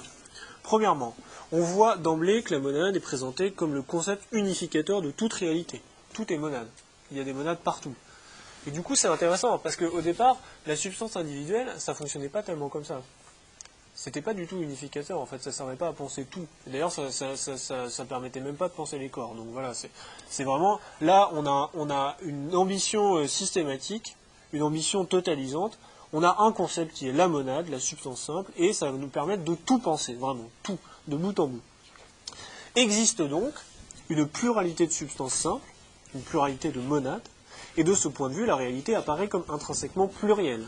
Pluralisée même par l'infinité des monades, qui sont autant de points de vue particuliers sur la symphonie de l'univers, et c'est un truc que Leibniz reprend au discours de métaphysique, mais en l'étendant vraiment au maximum. Toute monade exprime l'univers d'une certaine manière. L'image de la symphonie, d'ailleurs, va être reprise, on l'avait vu chez Dewey, dans la tradition pragmatiste. Ouais. Penser la pluralité et en même temps l'unité qui n'est pas que symphonie, mais tout à fait, justement comme la symphonie. Les monades, c'est vraiment des instrumentistes qui font une symphonie, quoi. Parce que c'est toujours des instrumentistes partiels. C'est-à-dire que si on prend une monade, on peut pas avoir la symphonie tout entière. On peut avoir la symphonie tout entière, mais entendue du point de vue d'un musicien qui est dans l'orchestre. Donc en fait, on n'entend pas tout. Voilà. Il faut vraiment toutes les monades pour faire la pièce musicale bien harmonieuse qu'est le monde. Et alors, je cite une autre profession de foi pluraliste que j'ai trouvée dans les lettres de Leibniz, et qui est particulièrement intéressante parce que c'est une attaque frontale contre Spinoza. Donc je cite ce texte. C'est la lettre à Bourget, je ne sais pas qui c'est d'ailleurs, de décembre 1714, j'ai oublié qui était ce monsieur, où Leibniz écrit « C'est justement par ces monades que le spinozisme est détruit, car il y a autant de substances véritables, et pour ainsi dire de miroirs vivants de l'univers toujours subsistant, ou d'univers concentré, qu'il y a de monades, au lieu que, selon Spinoza, il n'y a qu'une seule substance. » Donc voilà, on a clairement une profession de foi pluraliste contre le monisme de Spinoza. Il aurait raison s'il n'y avait point de monade, alors tout hors de Dieu serait passager et s'évanouirait en simples accidents ou modifications, puisqu'il n'y aurait point de base des substances dans les choses, laquelle consiste dans l'existence des monades. Voilà. Donc, on voit bien que la monadologie, le système des monades, c'est le point d'aboutissement d'un pluralisme authentique, et qui du coup est explicitement dirigé contre ce qui serait un monisme absolu, comme le monisme de Spinoza. Alors après, je ne rentre pas dans le détail de la critique leibnizienne de Spinoza, c'est extrêmement compliqué. Il y a un livre de 1000 pages qui a été publié là-dessus il n'y a pas très très longtemps, qui, là, trace le détail du problème, mais moi je ne peux pas rentrer dans le détail de ça. Je me contente de signaler que voilà, la pluralité des monades, c'est explicitement... ça sert explicitement à se débarrasser de Spinoza. Alors, peut-être que Vincent Leger, d'ailleurs, nous en parlera. Oui, voilà. On va avoir une séance sur Spinoza. Et il me semble que sa conception de Spinoza est relativement pluraliste. Oui, alors c'est intéressant. Après, par exemple, dans le bouquin de Souriau que j'ai cité au début, Souriau dit que Spinoza c'est un moniste ontique au sens où il y a une seule chose qui existe, mais c'est un pluraliste existentiel au sens où en fait il y a une infinité de modes de cette substance, donc il y a une infinité de manières d'exister en fait. De modes d'une substance. Oui, oui, mais du coup voilà, c'est quand même une infinité modale quoi.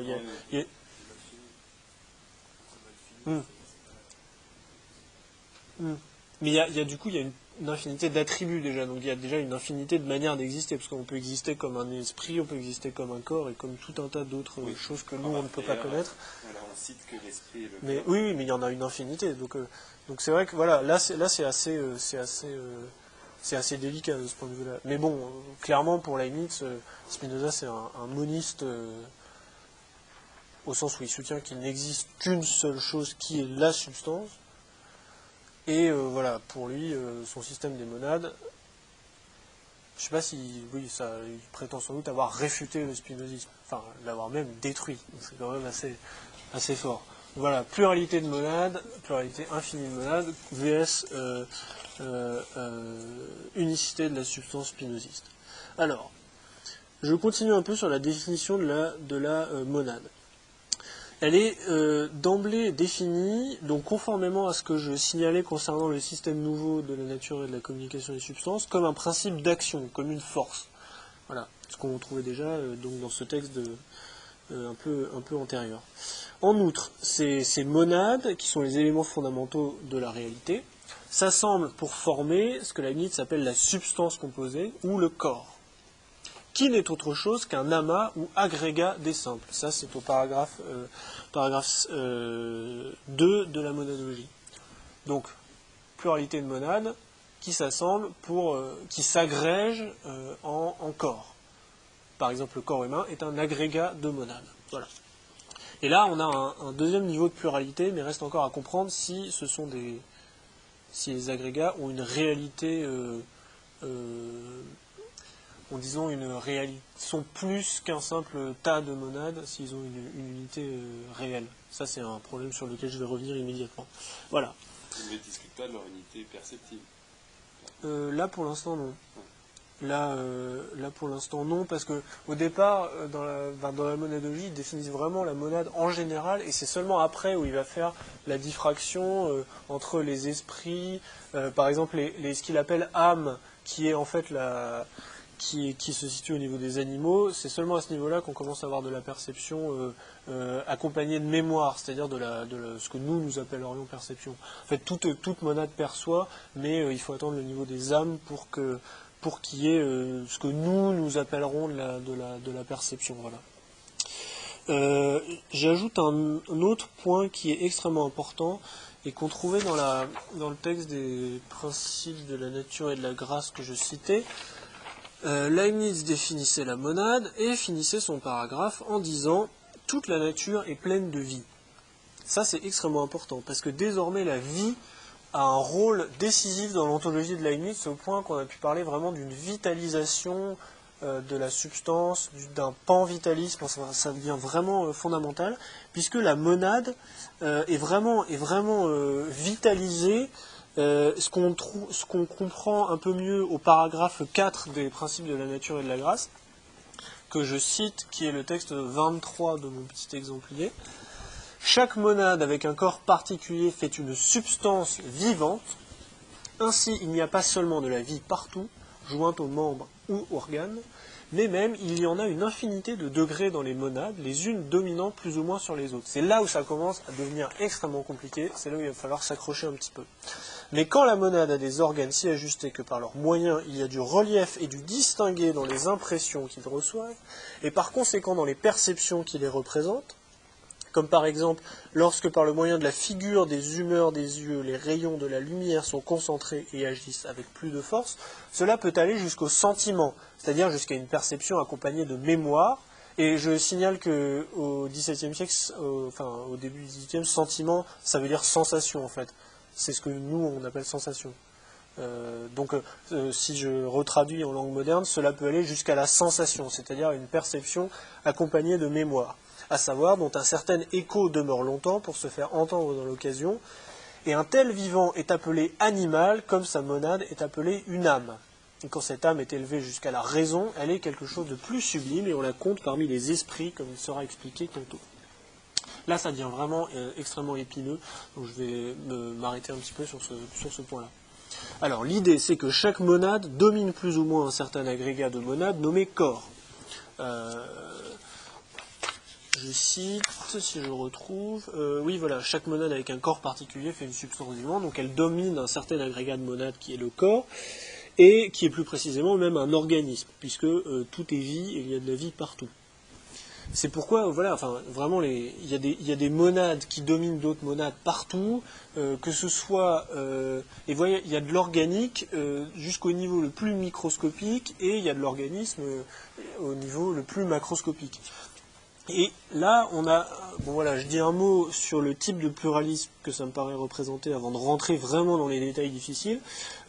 C'est un pluralisme que, pour reprendre toujours la terminologie d'Étienne Souriau, on pourrait appeler franchement ontico-existentiel, puisqu'on a à la fois une pluralité d'existants et une pluralité de manières d'exister.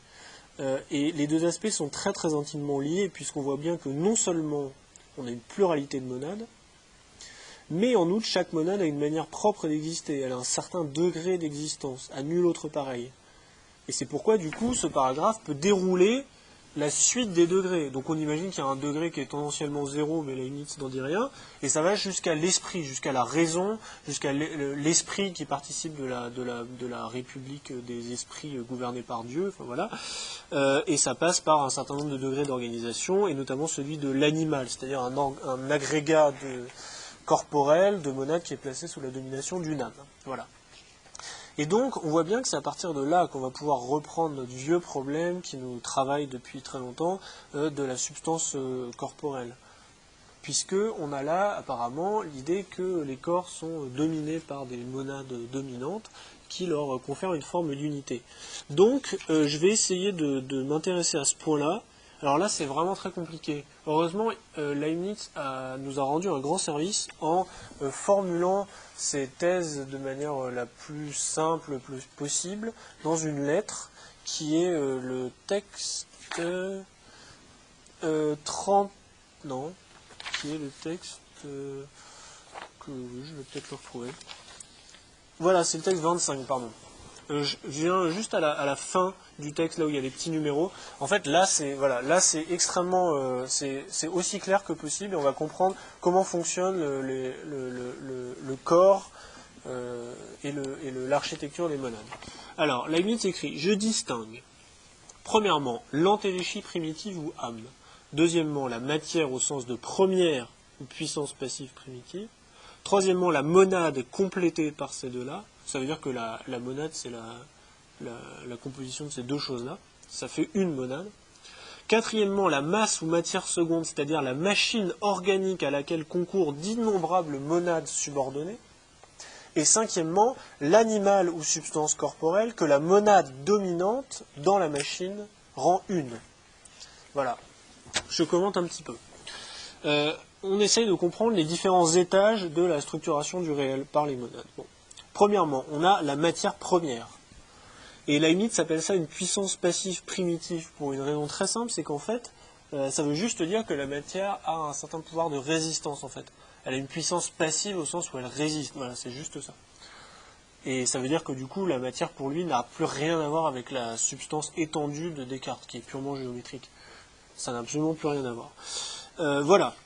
Ensuite, cette matière, puissance passive primitive, entre en composition avec une entéléchie primitive, une âme, bon, pour former, mais alors une âme en un sens faible, c'est-à-dire pas une âme au sens de ce qu'organise l'animal, mais une âme au sens où, enfin on va dire plutôt entéléchie primitive, ça va éviter les confusions. Voilà. Et cette composition, ça forme une monade, c'est-à-dire une substance simple. Bon. Ensuite, cette monade, elle s'agrège à d'innombrables autres et ça forme une machine organique, ce que Leibniz appelle une matière seconde ou une masse, Voilà, ça c'est un agrégat de monade. Et cet agrégat de monade, il est fait il est unifié par une monade dominante. Voilà. Je pense que je peux pas faire plus clair que ça, mais c'est pas évident. Alors, petite question, donc, c'est là, ce qu'on décrit, c'est la pluralité des modes d'existence, en gros. Ouais. Et du coup, il n'y a pas que 5 degrés, c'est-à-dire que, enfin, on peut être comme, par exemple, pure matière, ça serait un peu ce que tu as appelé degré zéro tout à l'heure. Bah, je sais pas. Il y a des degrés intermédiaires entre ces stades. Ouais, et puis alors, il y a une subtilité que je voulais pas mentionner, mais que, du coup, quand on a un agrégat qui est unifié par une monade dominante, lui-même, cette monade dominante, elle-même, elle peut s'agréger avec d'autres, et voilà, ça fait des étages, ça fait des étages extrêmement complexes. Voilà. Et donc, en fait, c'est ça, on a une infinité de degrés d'existence monadique Alors, de ce point de vue. C'est infini, parce que c'est quand même entre un degré zéro et un degré supérieur extrême. Ouais, mais entre donc ça, c'est une infinité bornée. ouais, mais entre ça, il y a une telle variété que vraiment. Vraiment, c'est. Et puis voilà, je citerai un ou deux textes après pour développer un peu concrètement cette idée que ouais, c'est un fatras de monades qui se dominent. Enfin, certaines monades dominent d'autres, mais qui du coup sont dominées par d'autres. Enfin voilà. Et du coup, oui, pardon. Mais puisqu'il y a hiérarchie et domination de monade sur monade. Tu vas me demander si Dieu c'est la monade suprême, c'est ça? Non, mais je croyais qu'il y avait un principe aussi de l'incommunicabilité des monades. Oui, mais justement, c'est ça qui est fort, c'est qu'en fait, elles ne communiquent pas entre elles. C'est-à-dire dominent sans communiquer. Oui, voilà, exactement. C'est ça la subtilité. C'est ça la subtilité. J'ai un corps, mais je ne sais pas. Oui, c'est ça. Non, mais moi je le sais parce que je le perçois. Mais c'est une subtilité. C'est-à-dire qu'en fait, cette architecture monadique, elle est entièrement de l'ordre de l'harmonie préétablie. C'est Dieu qui a combiné toutes ces. Enfin, disons, il a vu dans son entendement la combinaison de ces monades. Il a vu que c'était la meilleure, donc il l'a faite passer à l'existence. Mais voilà, ça c'est entièrement préétabli. Et c'est bien le problème, et d'ailleurs je vais y revenir après, c'est tout le problème, c'est qu'en fait, ça n'est qu'un accord. C'est-à-dire que voilà, mon animal est unifié par la domination d'une monade, mais ça n'est qu'un accord et pas une unité réelle. Bon, mais ça je vais y revenir après. J'ajoute un petit élément de commentaire que j'emprunte encore une fois à l'inestimable Michel Fichant, qui est, là c'est... Enfin, je pense qu'on ne peut pas faire plus clair que ça. Fichant écrit « Le même corps peut supporter simultanément deux références à la sphère monadique. En tant que multitude, il renvoie aux unités plurielles qu'il requiert, donc la pluralité des monades. Et en tant que substantiel ou organique, il réfère à l'unique monade qui est comme sa forme ou qui en fait l'antéléchie primitive. Donc c'est la monade dominante. Voilà. Et donc, en fait, la théorie de la monade dominante, c'est la réponse à vraiment à la question qui est débattue dans la correspondance avec Arnaud, à savoir, y a-t-il des substances corporelles? Eh bien, pour Leibniz, oui, il y en a, parce que il y a des monades qui dominent un certain nombre d'autres monades subordonnées pour leur conférer une certaine unité.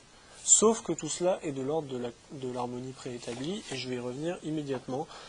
Après avoir cité, donc j'ai mis dans l'exemplier des textes que je ne lirai pas en entier, mais qui sont quand même assez extraordinaires. Paragraphe 66-70 de la monadologie, c'est assez génial. Il y a un monde de créatures, de vivants, d'animaux, d'antéléchies, d'âmes dans la moindre partie de la matière. Et on comprend pourquoi. On comprend bien pourquoi du coup, parce qu'il y a des monades dominantes, qui dominent des monades subordonnées, mais qui elles-mêmes sont des monades dominantes d'autres monades subordonnées. Voilà. Et du coup, c'est pour ça que on peut résumer cette structuration du réel en disant, comme le dit Leibniz quelque part, je ne sais plus où, chaque poisson contient un vivier de poissons, qui eux-mêmes contiennent un vivier de poissons, etc. Voilà.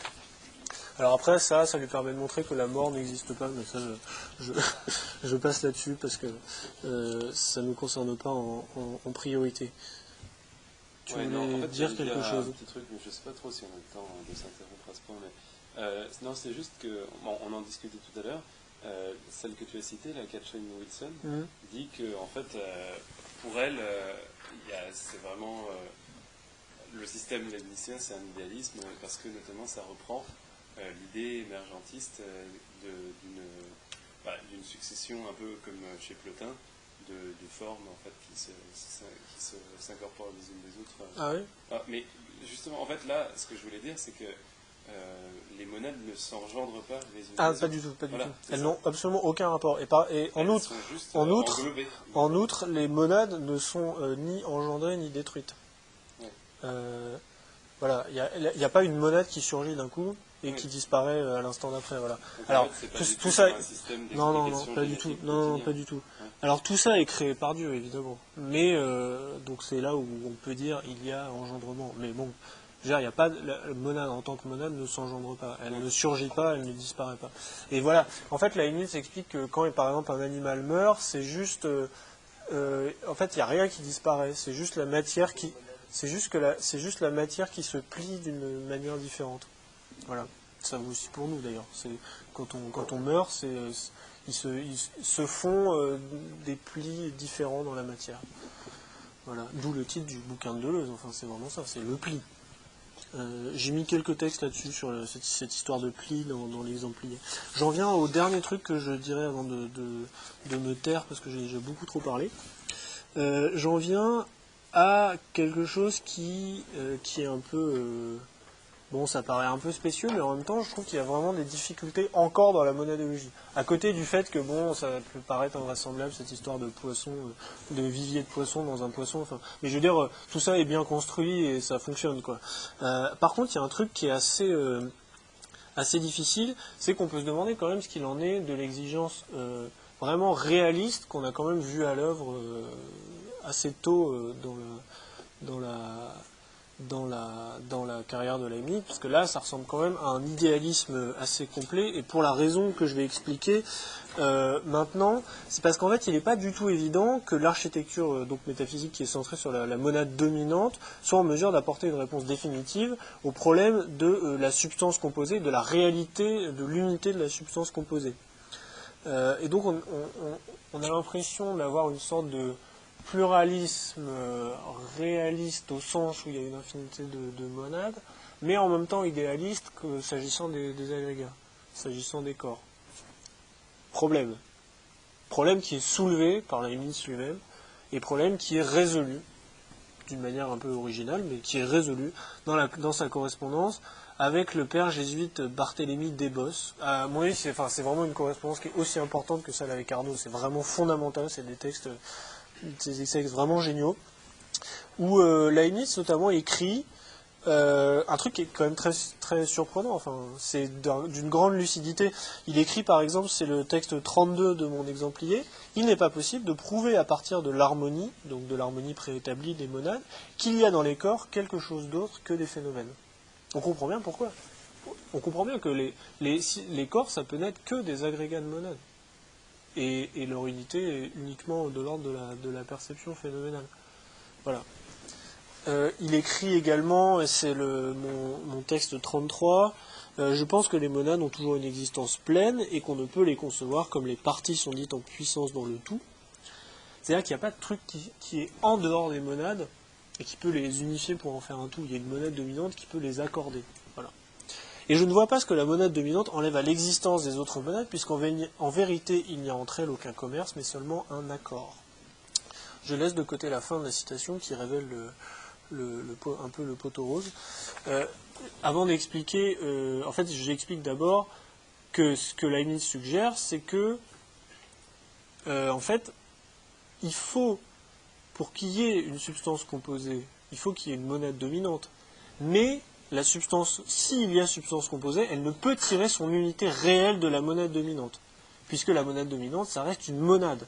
C'est-à-dire qu'elle ne peut que s'accorder avec les monades subordonnées, suivant le degré de perfection qui est propre à chacune. Elle ne peut pas réellement poser leur unité comme substantielle. La monade dominante, elle ajoute un point de vue à des points de vue. Elle n'ajoute pas une unité réelle. Et en fait, on ne peut pas, avec la théorie de la monade dominante, quitter le plan de l'harmonie phénoménale des perceptions.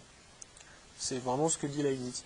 Et alors, du coup, Leibniz, pour se sortir de cette difficulté-là, donc c'est la fin de mon texte 33, va forger un nouveau concept, je cite, l'unité de la substance corporelle dans le cheval, exemple de substance corporelle, non, ne naît pas d'une réfraction des monades, accord des points de vue, mais de ce qu'un lien substantiel a été surajouté, qui ne change absolument rien dans les monades elles-mêmes. C'est ça qui permet à Leibniz de résoudre son problème, c'est le lien substantiel surajouté. Je dis 2 mots sur ce truc-là qui est important. Je vais essayer de distinguer plusieurs niveaux en fait. On a les monades. On a ensuite la masse agrégée des monades qui est unifiée harmoniquement par une monade dominante. Et c'est cette masse agrégée sous l'égide d'une monade dominante qui est posée comme substantiée par le lien substantiel. Elle est substantiée, elle est posée comme unité réelle. Et ce lien substantiel, c'est ce qui réalise cette substantiation, c'est ce qui pose l'agrégat harmonique de monades, unifié sous l'égide d'une monade dominante, comme substance corporelle, comme substance, vraiment, et pas comme harmonie de substance. Et ce lien est simplement surajouté par Dieu aux monades, puisqu'il ne peut pas être lui-même substantiel, sinon il ne ferait qu'ajouter une monade aux monades et un point de vue au point de vue, et c'est pourquoi, donc voilà, on le traduit par substantial, au sens de substantialisant, c'est-à-dire que c'est une relation surajoutée aux termes, qui ne s'identifie pas à eux, mais qui fait des termes un substantié. Voilà. Et donc on comprend aussi pourquoi le lien substantial, il ne change rien aux apparences, puisque ce n'est pas une monade supplémentaire. C'est juste, on passe juste d'un agrégat de monade à un substantié. Mais ça, c'est l'opération divine. Et qui d'ailleurs permet à Leibniz d'expliquer la transsubstantiation, mais je ne rentre pas dans ces détails-là. Du coup, voilà, je dirais juste que le lien substantiel, ça permet véritablement d'accomplir l'exigence d'un pluralisme réaliste. Puisque là, pour le coup, on pose l'existence réelle d'une pluralité de substances corporelles. Et on fait en sorte que la pluralité d'unités phénoménales qui se présentent à notre perception correspondent à des substantiés réellement existants. Voilà. Donc c'est là qu'on a en fait le fin mot d'un véritable pluralisme réaliste. Voilà. Avec cette clause que en fait ça ne change rien aux apparences, que les substances corporelles soient réelles ou qu'elles ne le soient pas. Voilà. Donc bon, je pense que je vais m'arrêter là sur cette intervention divine. C'est une belle manière de conclure. Deus ex machina qui fait quand même un peu clause ad hoc qu'on rajoute. Alors ça fait clause ad hoc, mais en même temps qui ne change rien à l'apparence. L'existence de Dieu est quand même suffisamment prouvée par Leibniz pour qu'il puisse la tenir pour quelque chose, voilà, de démontrer. Enfin, je veux dire, il fait pas intervenir l'existence de Dieu comme un truc qui sort de son chapeau en disant ah, ça y est, j'ai besoin de me sortir de ce problème, donc qu'on soit convaincu par ces preuves de l'existence de Dieu ou pas, c'est un autre problème. Mais disons que dans l'architecture du système de Leibniz, c'est absolument cohérent tout ça. Dans l'architecture du système de Leibniz, c'est plus qu'un élément en soi, c'est carrément la visée. C'est-à-dire que pour nous, maintenant, là en 2013, pour qui Dieu est non seulement mort, mais largement décomposé, c'est effectivement un pan moins intéressant de son œuvre. Notre tradition le fait un peu passer à la trappe, mais ce que tu dis sur la transsubstantiation, sur les justifications qu'il va y avoir de la transsubstantiation, sont pour nous des problèmes oubliés. Ça ne nous intéresse plus, on s'en tape dans l'Eucharistie. Mais effectivement, lui, ça fait partie du visée de son œuvre, et on le voit à de nombreux endroits. C'est-à-dire que même la différence que tu as soulignée de Spinoza à Leibniz, pour nous, ne change pas grand-chose, pour nous en tant que métaphysicien, c'est-à-dire qu'on a une pluralité soit de substance, soit de mode de la substance. Au final, ce qui est très intéressant pour Leibniz, pourquoi ce qu'il va devoir le justifier, c'est que ça change la nature même du concept de Dieu. Si on n'a qu'une seule substance, c'est que Deus eo napora, Dieu est la substance elle-même, etc. Donc on est dans un panthéisme. Par contre, lui, avec sa pluralité de substances, va pouvoir séparer Dieu de tout ça et justifier un Dieu créateur. Donc on a tout un système métaphysique qui vient se justifier, qui vient s'accoler dans une théologie qui, dans notre tradition, nous intéresse plus. Après, ça dépend des textes, c'est plus ou moins flagrant quand même. Par exemple, dans le discours de métaphysique, c'est assez flagrant. Il y a vraiment une visée théologique qui traverse le texte de bout en bout. Dans la monadologie, c'est moins... Enfin, tu vois, c'est moins... Enfin, c'est pas l'objet du texte, quoi. L'objet du texte, c'est la structure de la réalité. Après, il y a une preuve de l'existence de Dieu dans la monadologie, bon, effectivement, mais ça dépend vraiment des points de vue. Et du coup, c'est vrai que l'intérêt de la pluralité des textes de Leibniz, c'est qu'ils sont tous écrits dans des visées différentes pour des publics différents, donc à chaque fois la visée théologique est plus ou moins présente. Après, voilà, il y a par exemple un livre comme la Théodicée, où là c'est totalement c'est écrit pour ça. La monadologie, c'est pas vraiment écrit pour ça. Après, il reste ça. Et d'ailleurs, cette histoire de lien substantiel, en fait, ça vient d'une discussion théologique sur la transsubstantiation.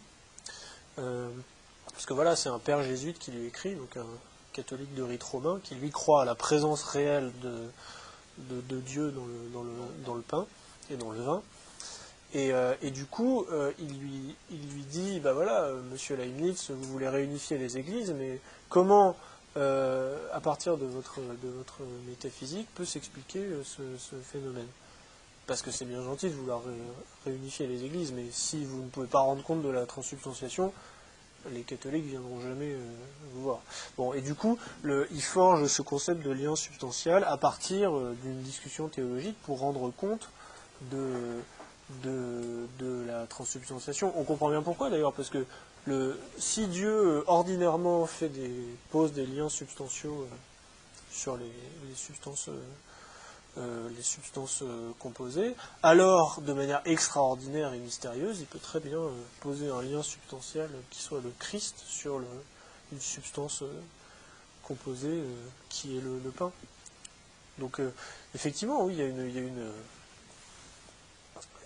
place de la discussion théologique qui peut nous laisser un peu froid, mais voilà, après, je pense que, c'est pas un hasard si quelqu'un comme Deleuze a pu se prendre de passion pour Leibniz, c'est que dans cette vision complètement saugrenue d'une architecture, d'un emboîtement infini de substances, il y a quand même quelque chose à chercher encore qui peut nous parler par-delà l'environnement théologique, sans pour autant décréter que voilà, ça n'a rien à voir, effectivement. Pour la cohérence du système, il faut Dieu, clairement. Mais c'est vrai que, moi je pense que la visée théologique des textes diverge suivant les opuscules. Le discours de métaphysique, c'est clairement un texte à visée théologique. La monadologie, c'est moins clair, parce que justement, il est en possession d'un concept qui lui permet de construire l'ensemble de la réalité.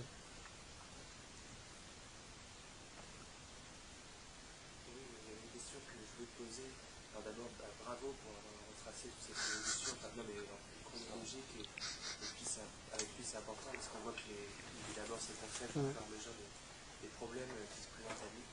Et dans ce que tu avais remarqué, notamment sur le discours de métaphysique, où il a biffé cette phrase « si les corps sont des substances », là tout de suite, en effet, il y a déjà un gros problème, c'est-à-dire est-ce que la substance c'est un corps, ou est-ce qu'elle est seulement le réceptacle des phénomènes. Et là, à ce moment-là, je me suis demandé, est-ce que la façon dont Leibniz pense d'abord la substance comme individu sur le modèle de la personne humaine, quand on le lit à côté du phénomène qui définit dans l'extrait que tu as donné comme justement il n'y a que des phénomènes, il n'y a que cette force d'agir et de pâtir, on a l'impression finalement que la substance c'est que cette espèce d'individu qui agit, qui pâtit, qui est dans une espèce de mouvement pas corrélatif mais harmonique avec les autres substances, et finalement il y a quand même, comme tu disais, il n'y a pas réellement d'unité, il n'y a qu'une harmonie, il n'y a qu'un mouvement général commun finalement, le même mouvement. Oui. Parce qu'il n'y a pas de substance des substances, il n'y a pas de substance qui unifie toutes les substances. Et ce mouvement n'est possible que par l'individualité de chaque substance, l'image de l'harmonie, que ce soit avec cette métaphore musicale ou même dynamique, c'est quand même problématique pour un pluralisme, on va dire, ontologique. Ouais. Alors après, oui, entre l'image qu'est l'harmonie et la dynamique c'est pas une métaphore pour le coup.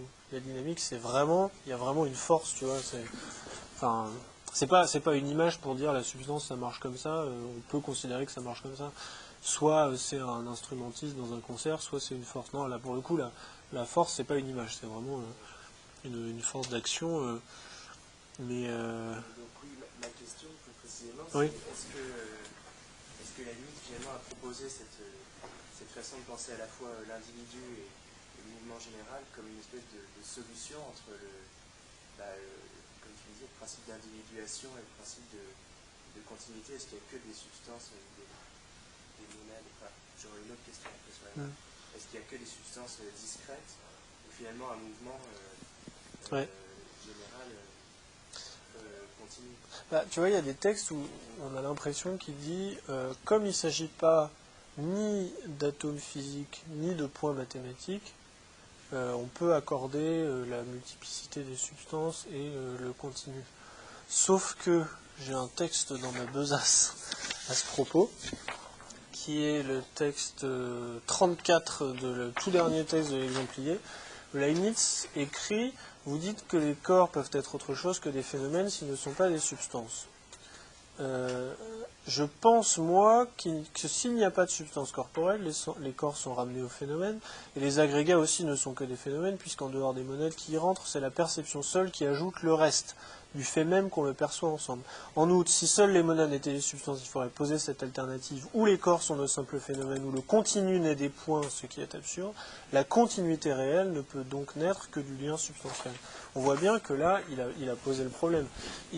Le problème, c'est que soit on engendre le continu à partir des points, ce qui pour le mathématicien qu'il est absurde, soit on dit qu'il y a dans l'ordre de la réalité des monades une multiplicité discrète et que le continu ne se fait que dans la perception.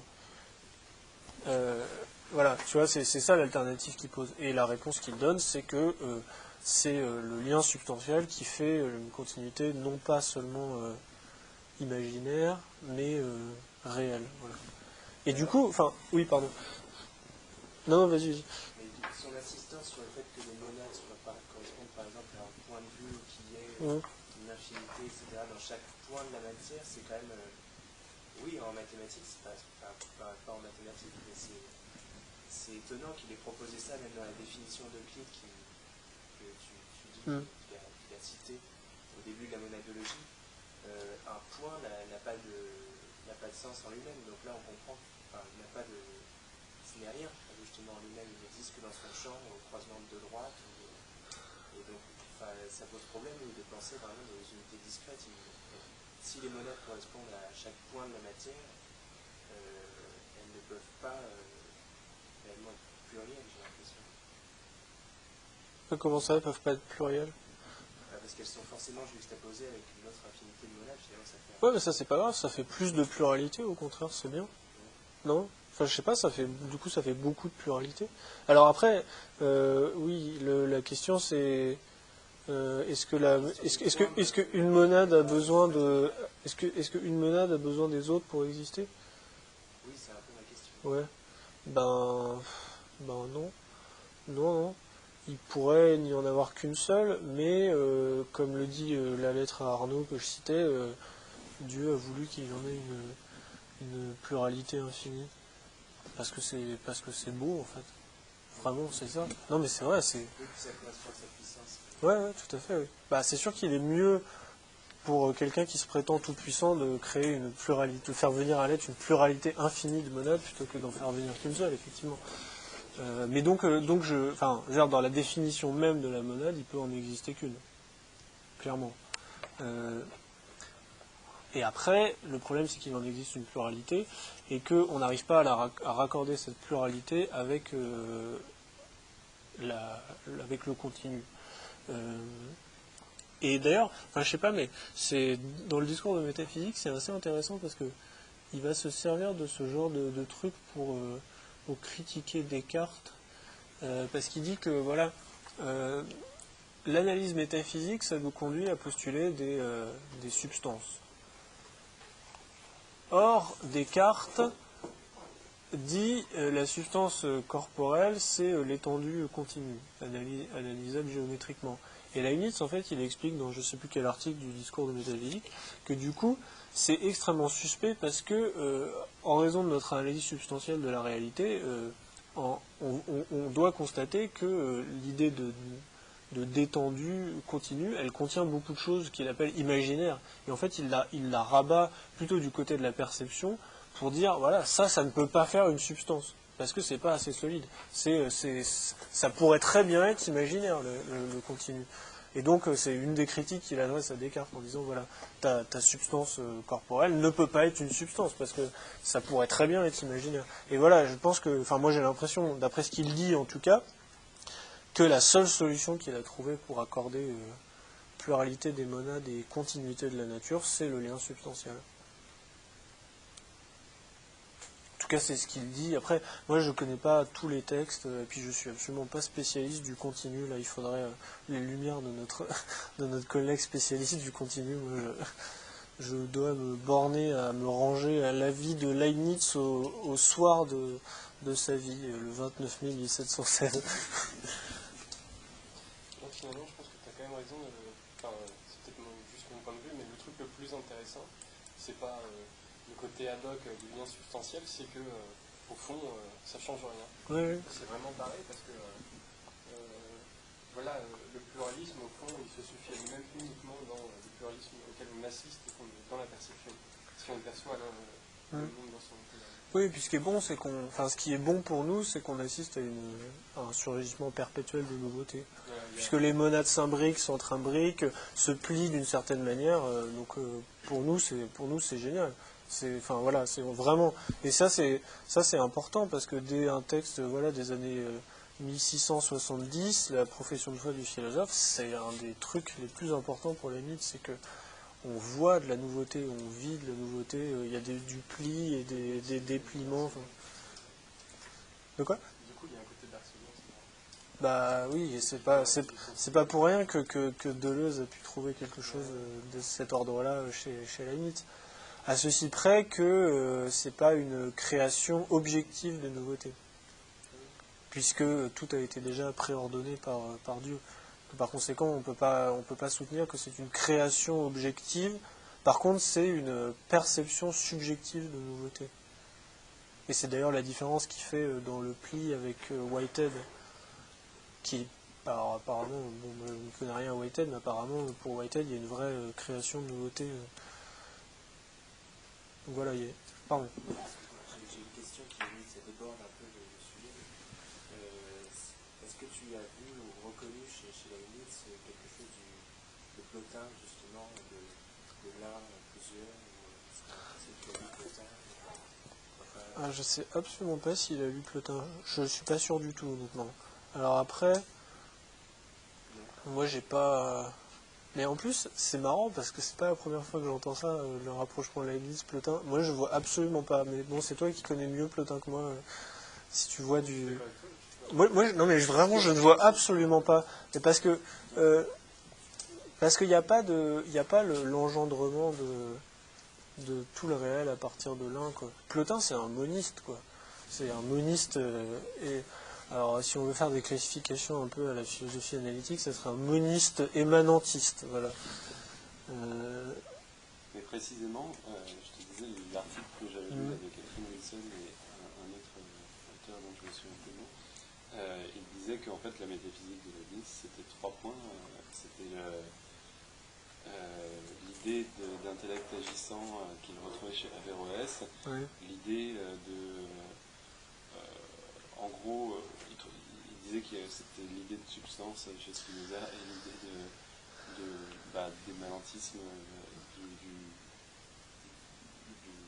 néoplatonisme. Ouais, mais ça, je vois vraiment pas ce qu'il y a d'émanentiste chez Leibniz. Non, mais j'aimerais bien qu'on m'explique. On a bien dit que les monades ne s'engendraient pas, etc. Donc c'est vrai que ça a l'air d'être erroné. Mais... Bah, non, mais après, elle a sans doute des bonnes raisons de le dire, mais moi je vois vraiment pas, il faudrait que je regarde parce que Ouais, je pense qu'il y a certains aspects de leur commun, voilà, le monde qui déborde de vie, etc. Oui, voilà. Oui, il y a ça, oui.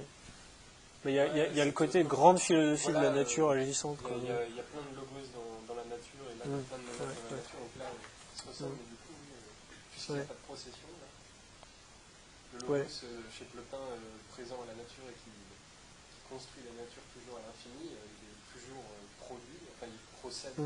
Il vient d'en haut, quoi, oui. Ouais, voilà, il vient d'en haut, il procède de l'intellect, il procède de l'homme. Non, là, s'il y a un truc qui est au-dessus, c'est l'entendement divin, quoi. Mais l'entendement divin, il a fait que, entre guillemets, il a fait que calculer.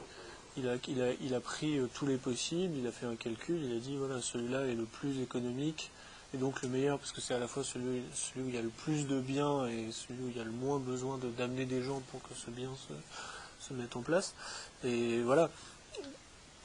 Mais il y a pas de, il y a une verticalité dans ce sens-là, mais après au niveau monadique, il n'y a pas de, parce que même pour les monades dominantes, c'est pas du tout l'équivalent des logoi plotiniens, quoi. Les monades dominantes, c'est des monades parmi les autres qui font du point de vue. Mais après, moi, je suis tout à fait en désir d'avoir une explication de pourquoi Leibniz a un côté plotinien. Ça m'intéresse vraiment. Moi, je vois pas du tout vraiment.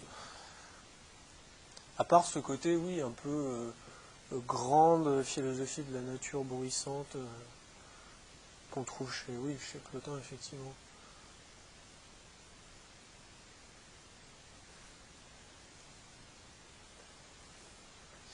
Bon, bah, on va peut-être s'arrêter là, si personne n'a d'autres remarques.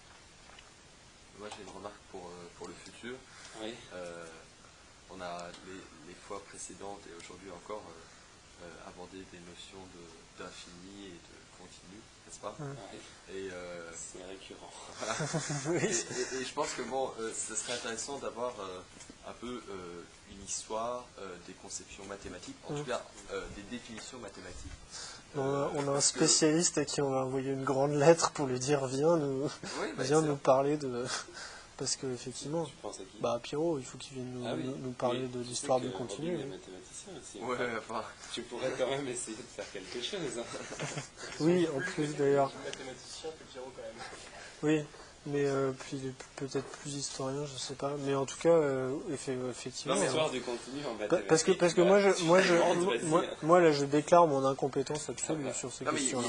Il y a des déclarations un peu amusantes, surtout pour le problème du continu. Donc c'est un mathématicien qui s'appelle Cantor, qui prouve la continuité des ondes réelles à travers le fait qu'il n'y ait pas d'ensemble qui puisse contenir tous les ensembles. Alors bon, cette structure de la déclaration est un peu similaire à il n'y a pas de substance qui oui. Enfin voilà.